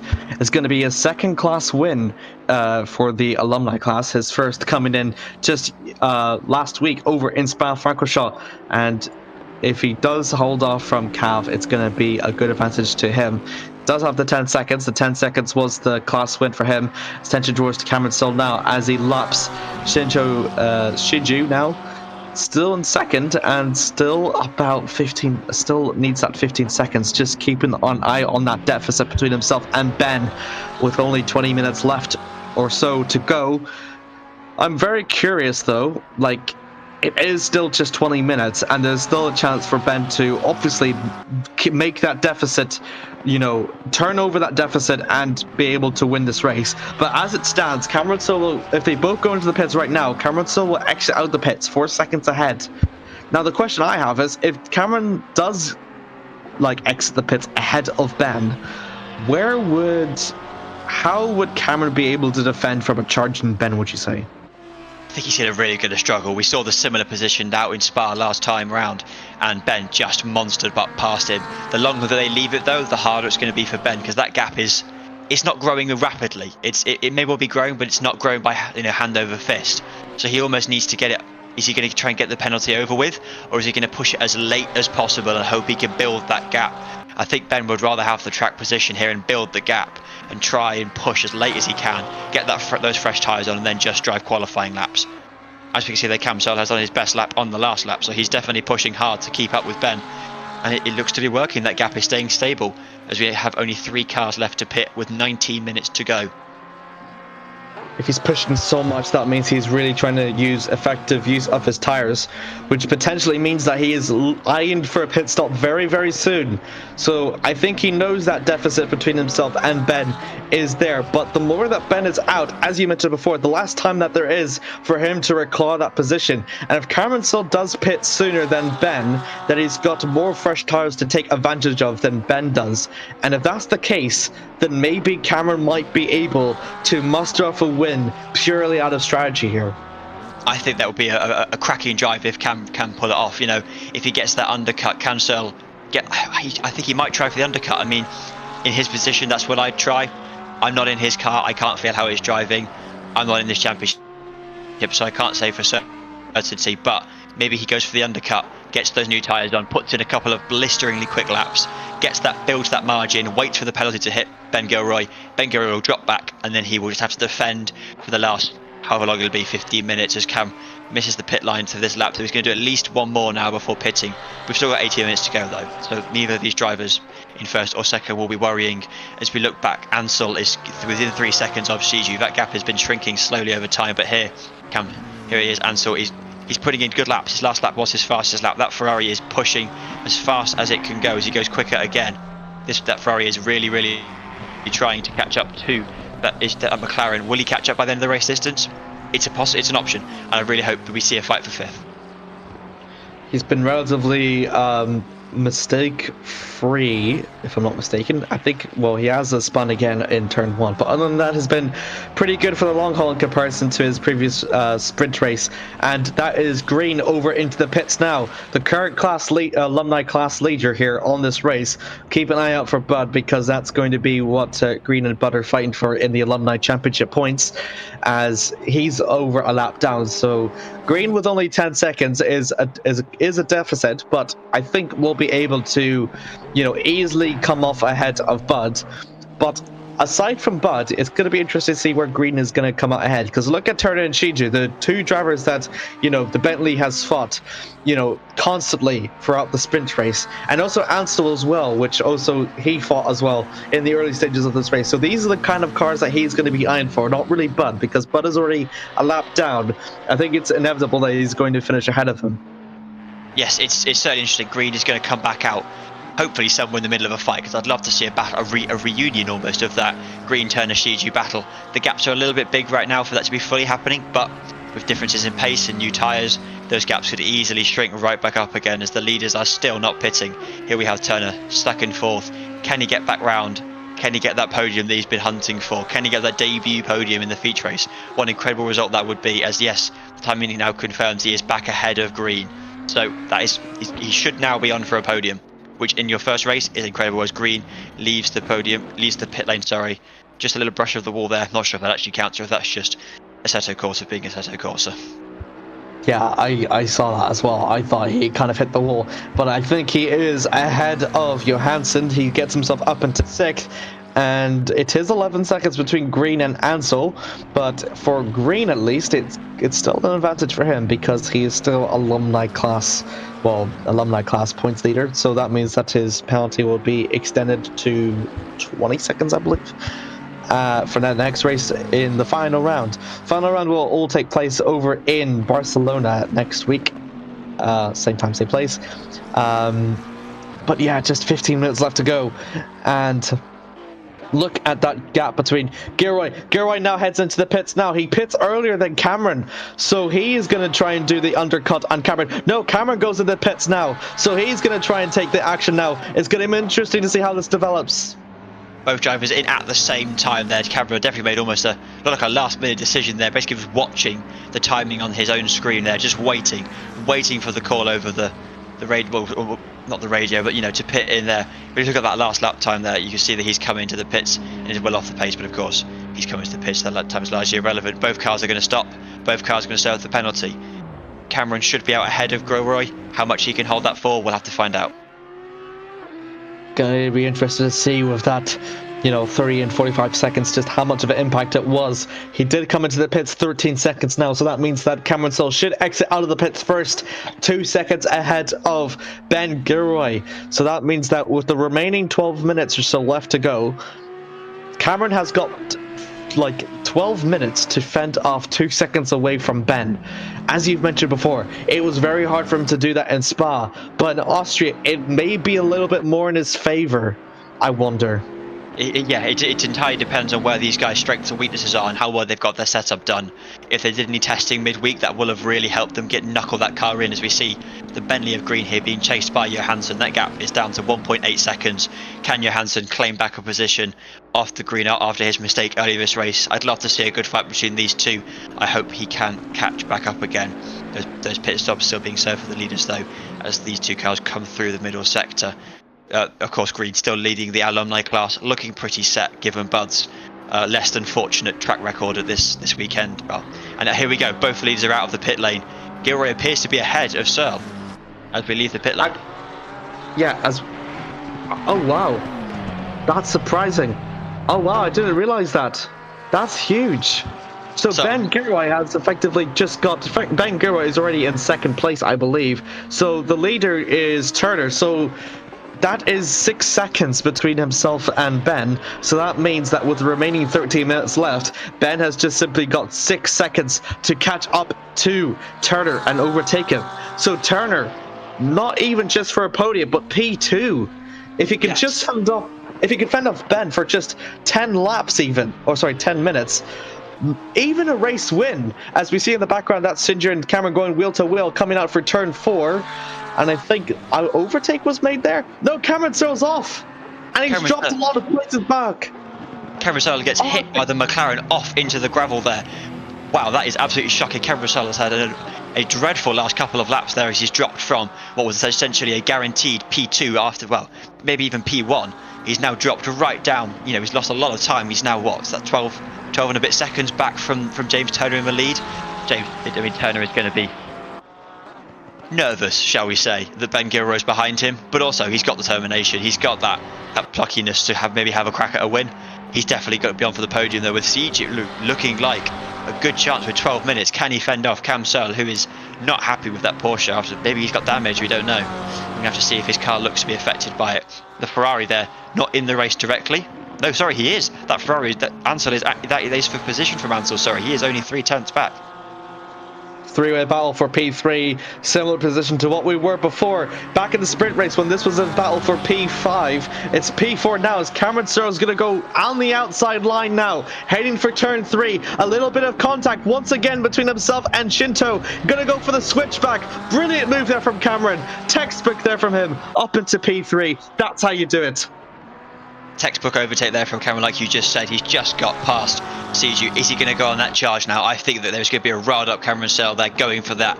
He is going to try and push as hard as he can, qualifying lap after qualifying lap for 11 minutes, see if he can get up back, you know, properly into that P2 spot. It's going to be a struggle though, unless Gilroy can dispatch of Turner very quickly, or those two fight and drop back. Siju here is still it's now the meat in the sandwich here between the Porsche and the Ferrari though. He needs to watch out behind him. He doesn't lose another place to Ansel, who has clawed himself right back up into competitive positions here. Been talked about it with the staff actually. Cameron Searle was actually in the pits and had 7 seconds of damage onto him, and that was what the repairs were for. That's how Ben Gilroy came out ahead of Cameron. So it was that lost him that position on potential lead over to Ben, and with that collision with Shinto, it caused him a bit more damage, but it's not having a big deficit between himself and Shinto, but it's definitely going to have a very everlasting impact between himself and his charge to Ben Gilroy. As we just look there, Ben Gilroy and Turner, that gap is now down to 3.8 seconds now with 10 minutes left to go. Turner really needs to defend for his life if he really wants to win this race.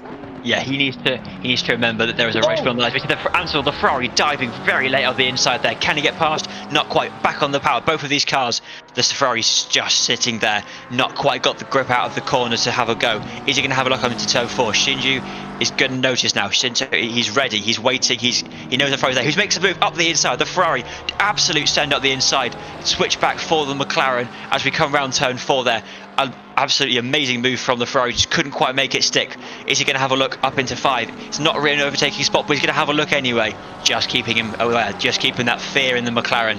That Ferrari is ready to race hard as we come into the last 10 minutes of this race. Almost an intimidation tactic there from Ansel, trying to look for moves and trying to scare off Shinto as much as he possibly can now. Ferrari versus McLaren, echoes of 2007 F1. Not sure what I was talking about there. Out of turn 9 and turn 10 as Ajay just goes a little bit wide. Coming out of turn 10 though, a little bit of the slipstream will probably allow him to claw back up, but to no avail because Shinto is still just about ahead. Still only 4/10 fast though. Heading through sector 1, turn 1, has a look for it. Thinks better of it and still just slowly slots in behind, trying to go through the uphill. through turn 2 they go, and it's gonna be for turn 3 where Jake tried to make a move and it didn't work. He's gonna try and look for another move again, looks for the inside, now goes to the outside under braking, and it's gonna be down the inside of turn 3, almost a switchback, but not quite. He's not quite close enough, and he's still going to have that slipstream as well. But it's just about too far away because of that corner. It's not very optimal. He didn't carry enough speed. That means that in turn 4, he will have to unfortunately concede for the time being. No, he's going to make a move on it. What a dive ball for turn 4, going side by side, and he's made it work. Jake Ansel up into 4th. That may well be the absolute move of the race, if not the weekend so far for Jake Ansel there, as he storms past the McLaren. Didn't quite get the optimal run, still went for it, absolutely licked the stamp and extended it for P4 and P5 between these two drivers. Now that Ferrari needs to build that gap, because the McLaren of Shigeru is not going to be happy that it's lost that place there. You know, these rear tyres are going to be crying out in pain now as Ansel decides to try and pull away as fast as he can, but the McLaren is right there. They are going to be close right to the end unless one of these guys unlocks a little bit more pace and can pull away. Just to note, the lead gap down to 1.2 seconds. Talking about how much that these drivers in the closing stages of this race really give it their all, and it took absolutely determination and bravery to make that dive ball for Ansel, and it mattered all time, and he spun around and he's lost his position over back to Shinjo, and that's down to 5th for Jake. All that work that he made in turn 4 is gone, and he's now back into 5th. Oh, that is absolute disaster for the Ferrari driver there.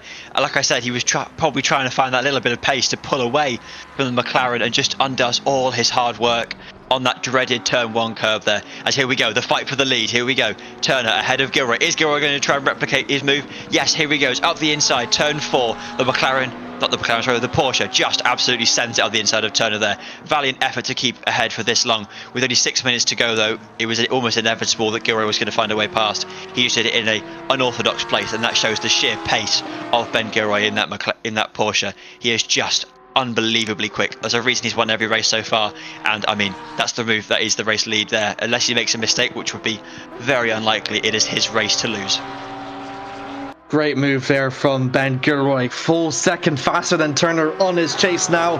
And now he's got no one else on his sights now. And no one can deny him from what was going to be another streak of another win to add to his streak now. As the closing stages would be in the final round in Barcelona will be the only thing that is separated from him and a perfect season of all race wins. That's the thing that's denying Ben from this. It's just one final race, and this race he just needs to cross the line. But this is really big for the Porsche driver. Yeah, absolutely mega. He's proven all. Yeah, he's closed up a 45-second penalty on that Audi to really just concretely set. He is championship material. He is perfect season now. Cam Searle is probably slightly too far back as well. So James Turner, absolute credit where credit is due. That guy has absolutely dominated. If we look back at Cam. Unfortunate for him that he had that damage in the pit stop. It just meant that he had never had that chance as we jump back to the front too. Yeah, it's been a good race between James and Ben, but at the end of the day, all the race wins compared to a first race of the championship, it was always going to be an overtake when it came down to it. Cameron Searle, with that damage as well from Shinjo as well, is also hindering his progress to chase up to Turner. He's climbing back and up, but it's still 8 seconds in just under 5 minutes left to go.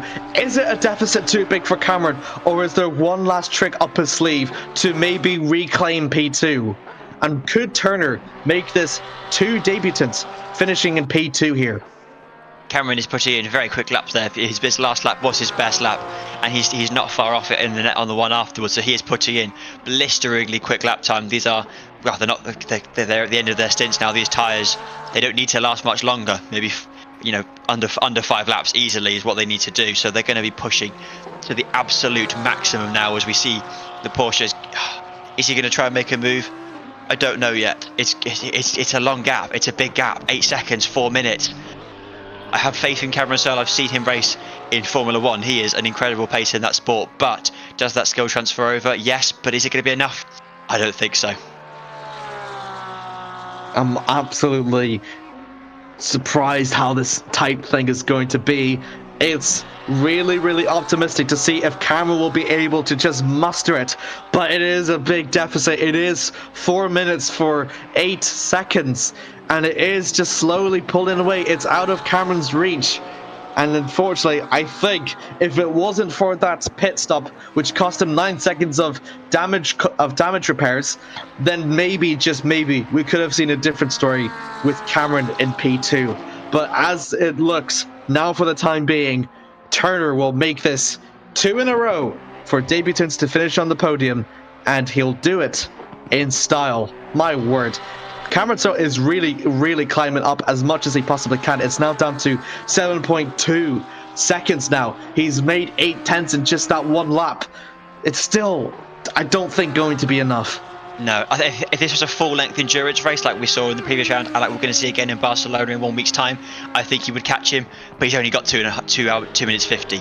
Lap times are 1.5 minutes. We're looking at 2, maybe 3 laps. Depends how much Ben Gilroy wants to push towards the end here. But an absolutely incredibly debut here for both Dimitri, who we sadly lost to connection issues, and also Turner, who has just absolutely cemented his place really as a podium finisher here. I really hope both of those drivers can come back in Barcelona for the final round of the season, as this bodes very well for that race. But yeah, that gap still dropping back to third. It's now down to 7.0, but it's not going to close quickly enough, I don't think, sadly, to see a fight into the end. The cars seem to have spread out a bit now. I think the only car pushing probably is going to be Cam. I don't want to say that though, because these guys are racing car drivers. They've got 2 minutes on the clock. As I've said before this stream, they're going to push right until that last corner. Can see there with Ben as well. You talking about pushing right to the last corner. Fastest lap from him. Look at that deficit, but look at that gap between himself and Turner. It is now 5.5 seconds, and he just overtook him like 8 minutes ago. He is really pushing, and Cameron Searle's also really pushing as well. 6.1 between himself and Turner, but again, not enough with 1 minute and 40 left to go. Still, I think all the positions that we're seeing here on the timing sheet is going to be fixed, unless if there is some miraculous miracle that will happen here, which will pay in favor for other drivers. But as it stands, Ben Gilroy is going to look to win another race to his repertoire. And as you mentioned before for Turner, is going to be a podium finisher here for his championship. We're really looking forward to see if he can return back for Barcelona, because what a phenomenal display he's had here. He's been in multiple 3-car battles and has come up top in every single one of them. In qualifying, he was in last, but he managed to improve his racecraft and he got himself up into second. What a great performance from him, I must say.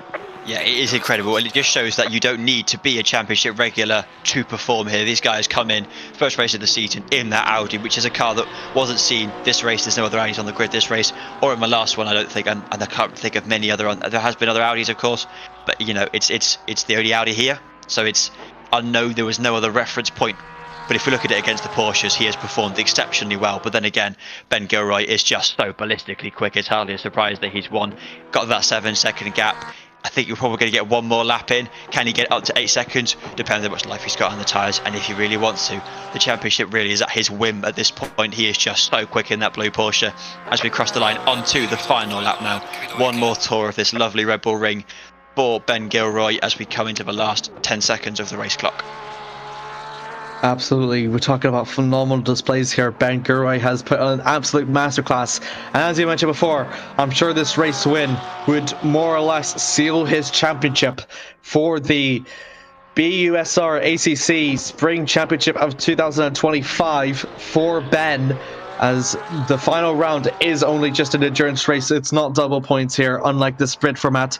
So honestly, it's been one of the best championship drives I've seen in the time that I've been here commentating here in the BUSR. We were talking about dominance with Cameron Stowe in F1. Nobody has dominated a series much like Ben Gilroy has in ACC. Even with all the penalties that has been thrown at him, he's put on a masterclass after masterclass. Sprint in, endurance, and sprint and endurance. He's done it every single time, and now started off in the Mustang, he's gonna come home through the third sector and win the Austrian sprint endurance race here. Just a few corners left to go here on his Porsche. He is weaving. He's done it. Through turn 9 he goes, and is going to bring the 34 car home. What an incredible performance from Ben all season long. He wins the Austrian round here in the BUSR. and a phenomenal display from him. What an absolutely incredible drive. That is the drive of a properly dominant champion, And here he comes, my driver of the race, Johan Turner. Sorry if I got your name wrong earlier in the race. Sorry. As he comes home for P2 here, and Cam Stowe comes home P3. He closed that gap mightily quick up, down to 2.9 by the end of the race. Maybe 3 or 4 other laps, and he would have closed right up to the back. Shidu, kind of an underrated driver towards the end there, kind of faded away a bit. But has some cracking battles, comes home in P4 in the McLaren. Solid drive from him as we cut back now to Ansel in the Ferrari. If it hadn't been for those 2 spins, I reckon he'd have been right up there for 4th, but here he comes across the line in 5th place. Still good points. And your alumni class winner there, Mr. Green in that Bentley, and Johansson crosses the line to be penultimate finisher, and here comes Bud. Such an unlucky race for Bud there to cross the line as the final finisher from the race. Anyway. That's all of our cars finished. What was an amazing Austrian feature race. And we've confirmed mathematically that Ben Gurry has indeed won the BUSR ACC Spring Championship. Absolutely incredible from him. That means that he goes into the final round in Barcelona as this series championship. However, still a lot of positions over to play for. Ben Gurry wins the race once again for the sprint, once again for the feature. It's an all-around display of dominance from Ben. Yes, it was. It was a typical Ben Gilroy drive, if you like. He knew he had that penalty. He knew he needed to build a gap. He got out there. He built the gap. He just dealt with the penalty. Luckily for him, unluckily for Cameron Searle, there was that damage they did dealing with. But after that, it was just solid lap after lap after lap of catching, get past Johan Turner, and then just go for it. Send it fully up to the end. Absolutely. A real champion's drive. Absolutely, 100% here. Used to be a thing of worry with the DLC with not a lot of cars attending, but I must say, with the 9 cars that we've had here on the grid, it was really, really exciting and phenomenal. And honestly, I really enjoyed viewing it here. This championship has been absolutely incredible here. And, as we've talked about Ben day in and day out for how miraculously that he performed well, especially in the Porsche. We were talking about how the Porsche was not very optimal here in this track, and he still managed to, persevere and catapult himself up into that sprint and feature race win. Yeah, he really defied everything we tried to throw at him. Commentator's curse after commentator's curse. He fought back valiantly to win in that Porsche. Now he's just it was inevitable he was going to be champion from about round 3. But he's just kept plugging away. He's not let off. He's won every single race, and I wouldn't be surprised if he makes it the full 6 out of 6 weekends by doing it again in Barcelona. It's a real champion's drive, but also it shows well for the future of this championship going into the next round that we've had 2 rookies come in, 2 podiums between them both. They've been both fighting right at the front. Both of them led for a time. So, it bodes very well for future rounds with these cars. Absolutely as well, because it's not just about for them, but they came in and they, Dimitri, having not seen him from the championship, comes in and gives Ben a run for his money, beats him in pole position. And if it wasn't just for the start, and if it wasn't for his fight with Cameron, he may have very well had that good chance to battle against Ben and potentially take the win off of him. So Ben is a bit lucky in that case for how Cameron and Dimitri fought for so long. But then also as well, come the feature race without Dimitri as his biggest opponent and Cameron having that damage needing to fix, Ben just put the foot down on the pedal and just, put on a masterclass of a drive, as we're slowly going to start to get to interviews very soon. Yeah, but Ben did nothing wrong during that whole stint. He just drove a basically flawless race weekend apart from qualifying, and that shows he is not. He's not unbeatable. He is defeatable. There is chinks in his armor. He is not the fastest car, at least around that track. So I hope for future races we get to see some other drivers maybe giving him a run from his money. I really hope we get a good fight in Spain.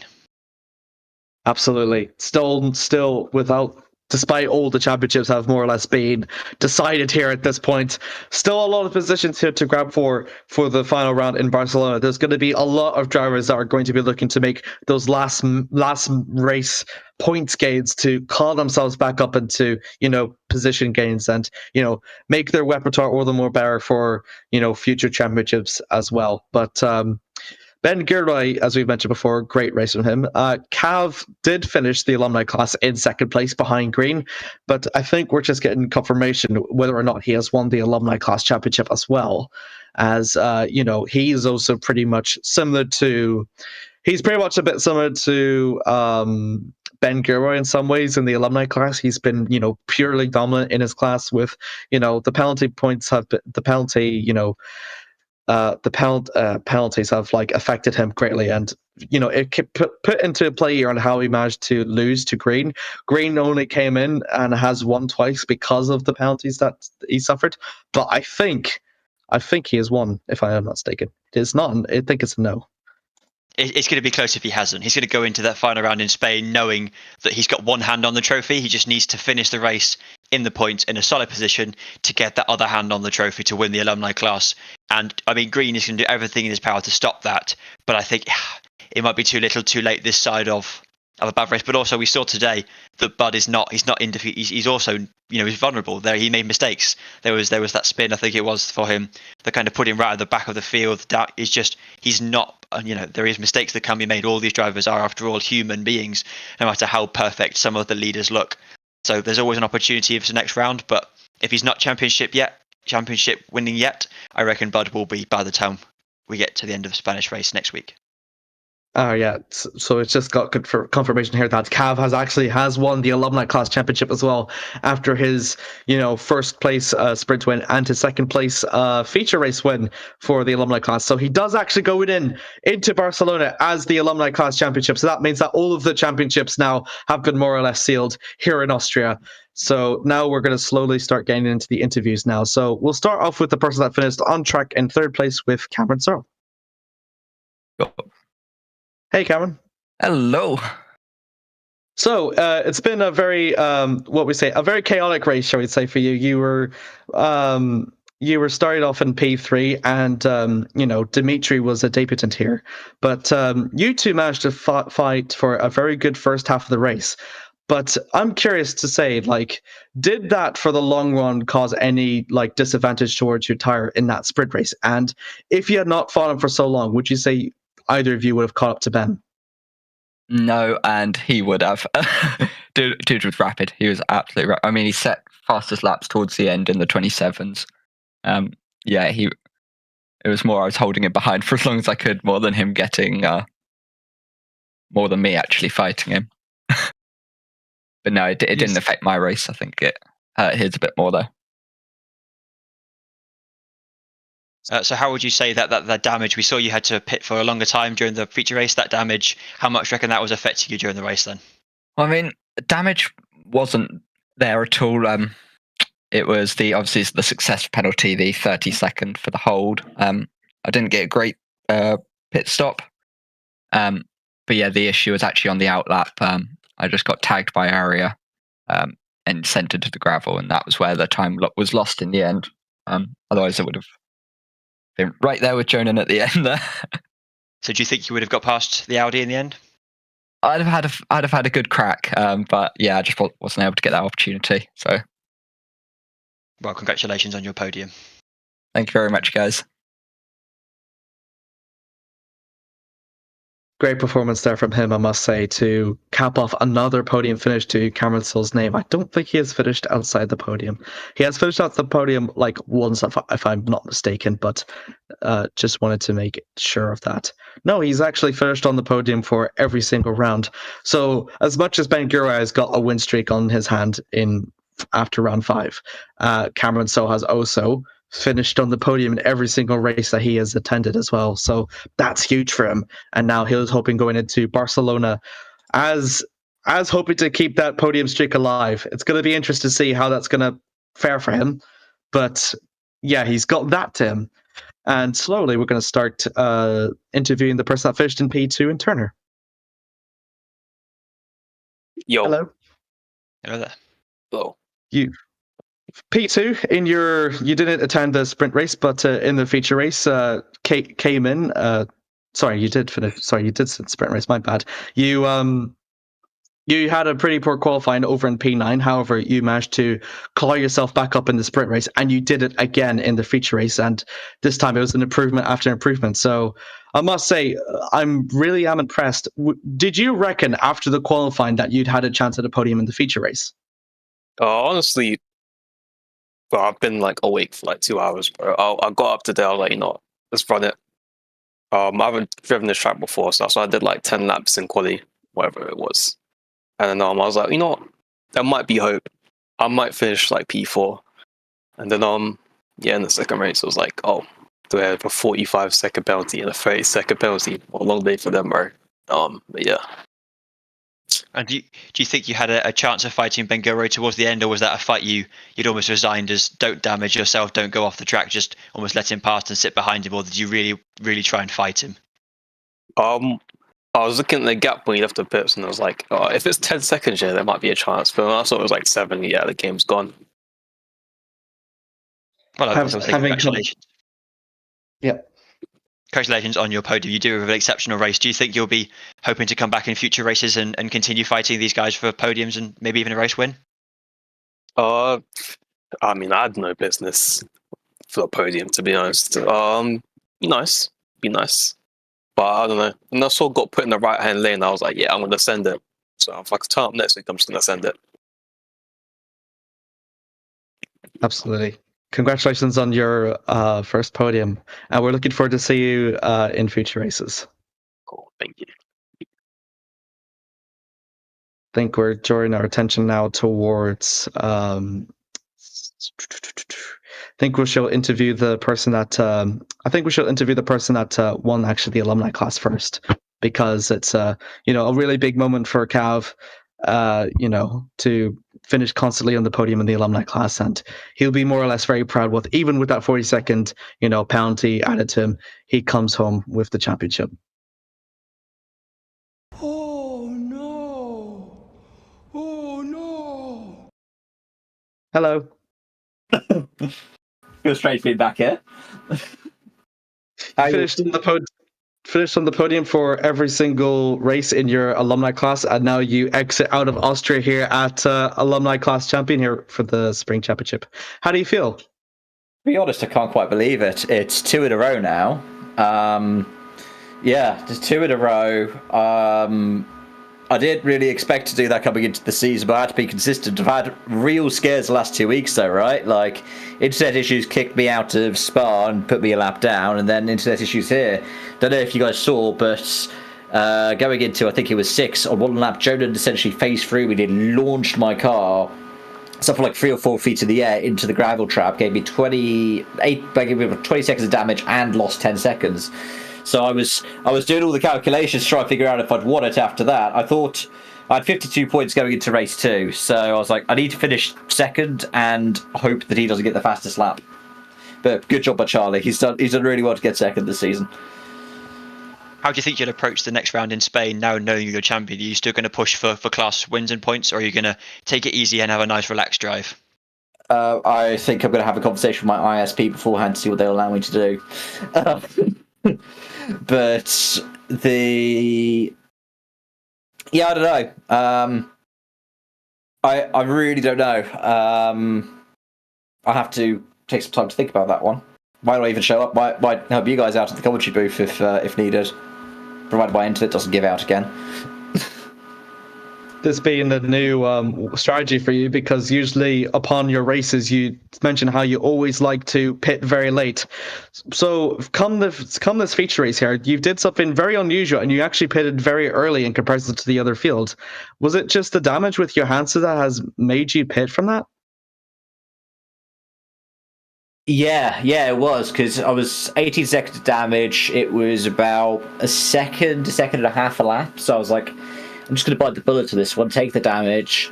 I knew I was going to be marginal with green before the damage. I was just like, this is the only way that I can keep the pressure on to potentially win.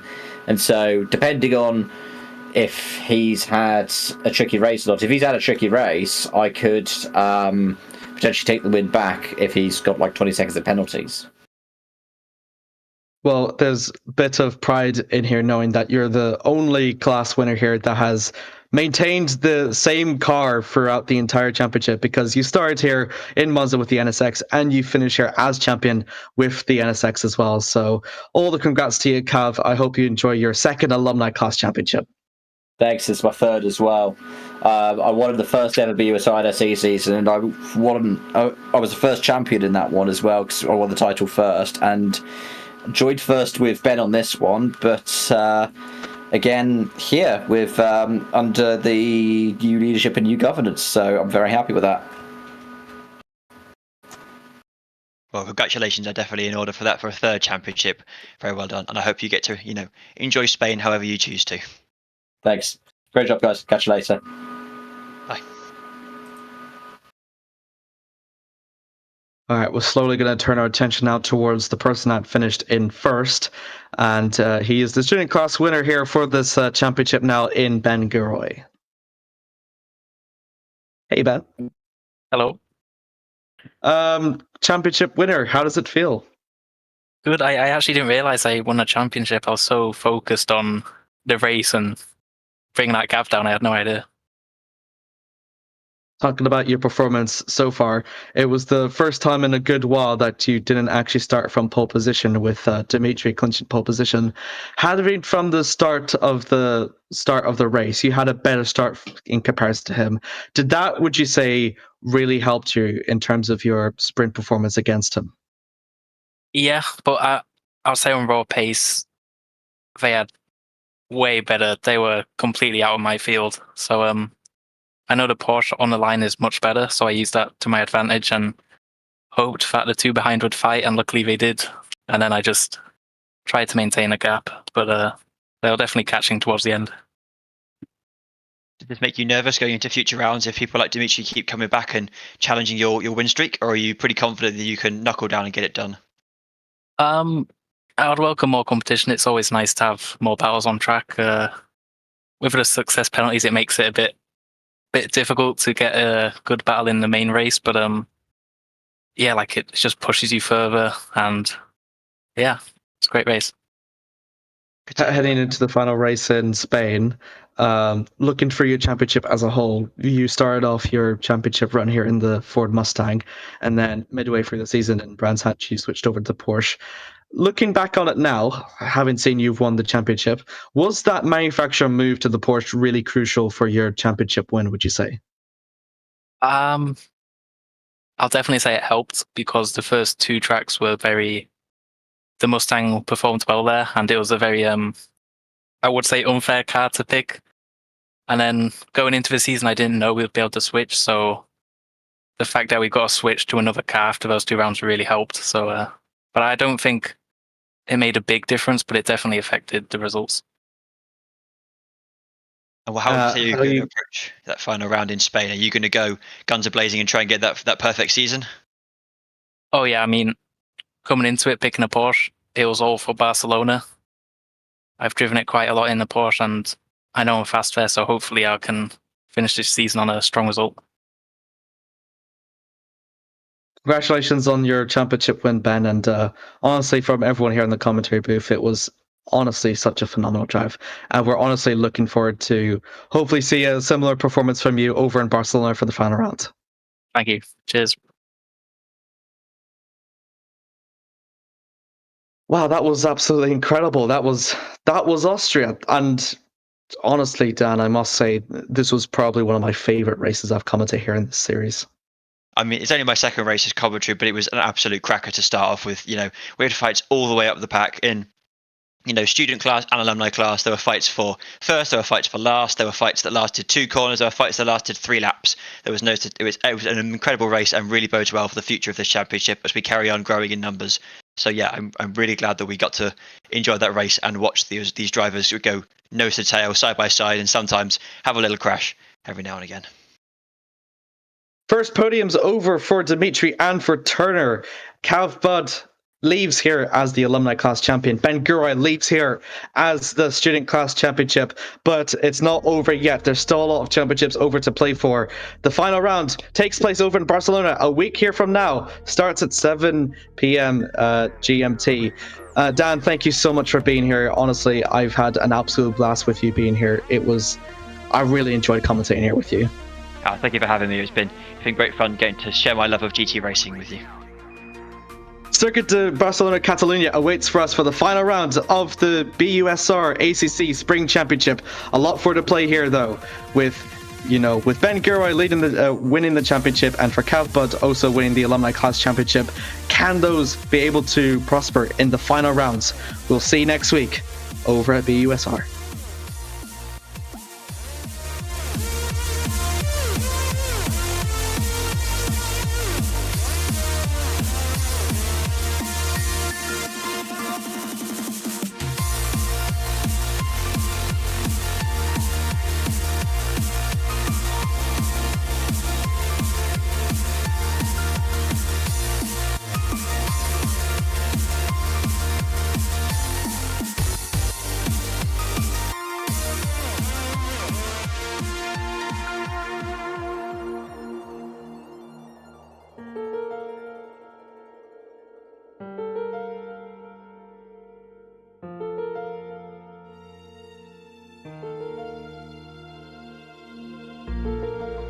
There is no place and no moment in history where I could stand and say, oh, British begins here, now.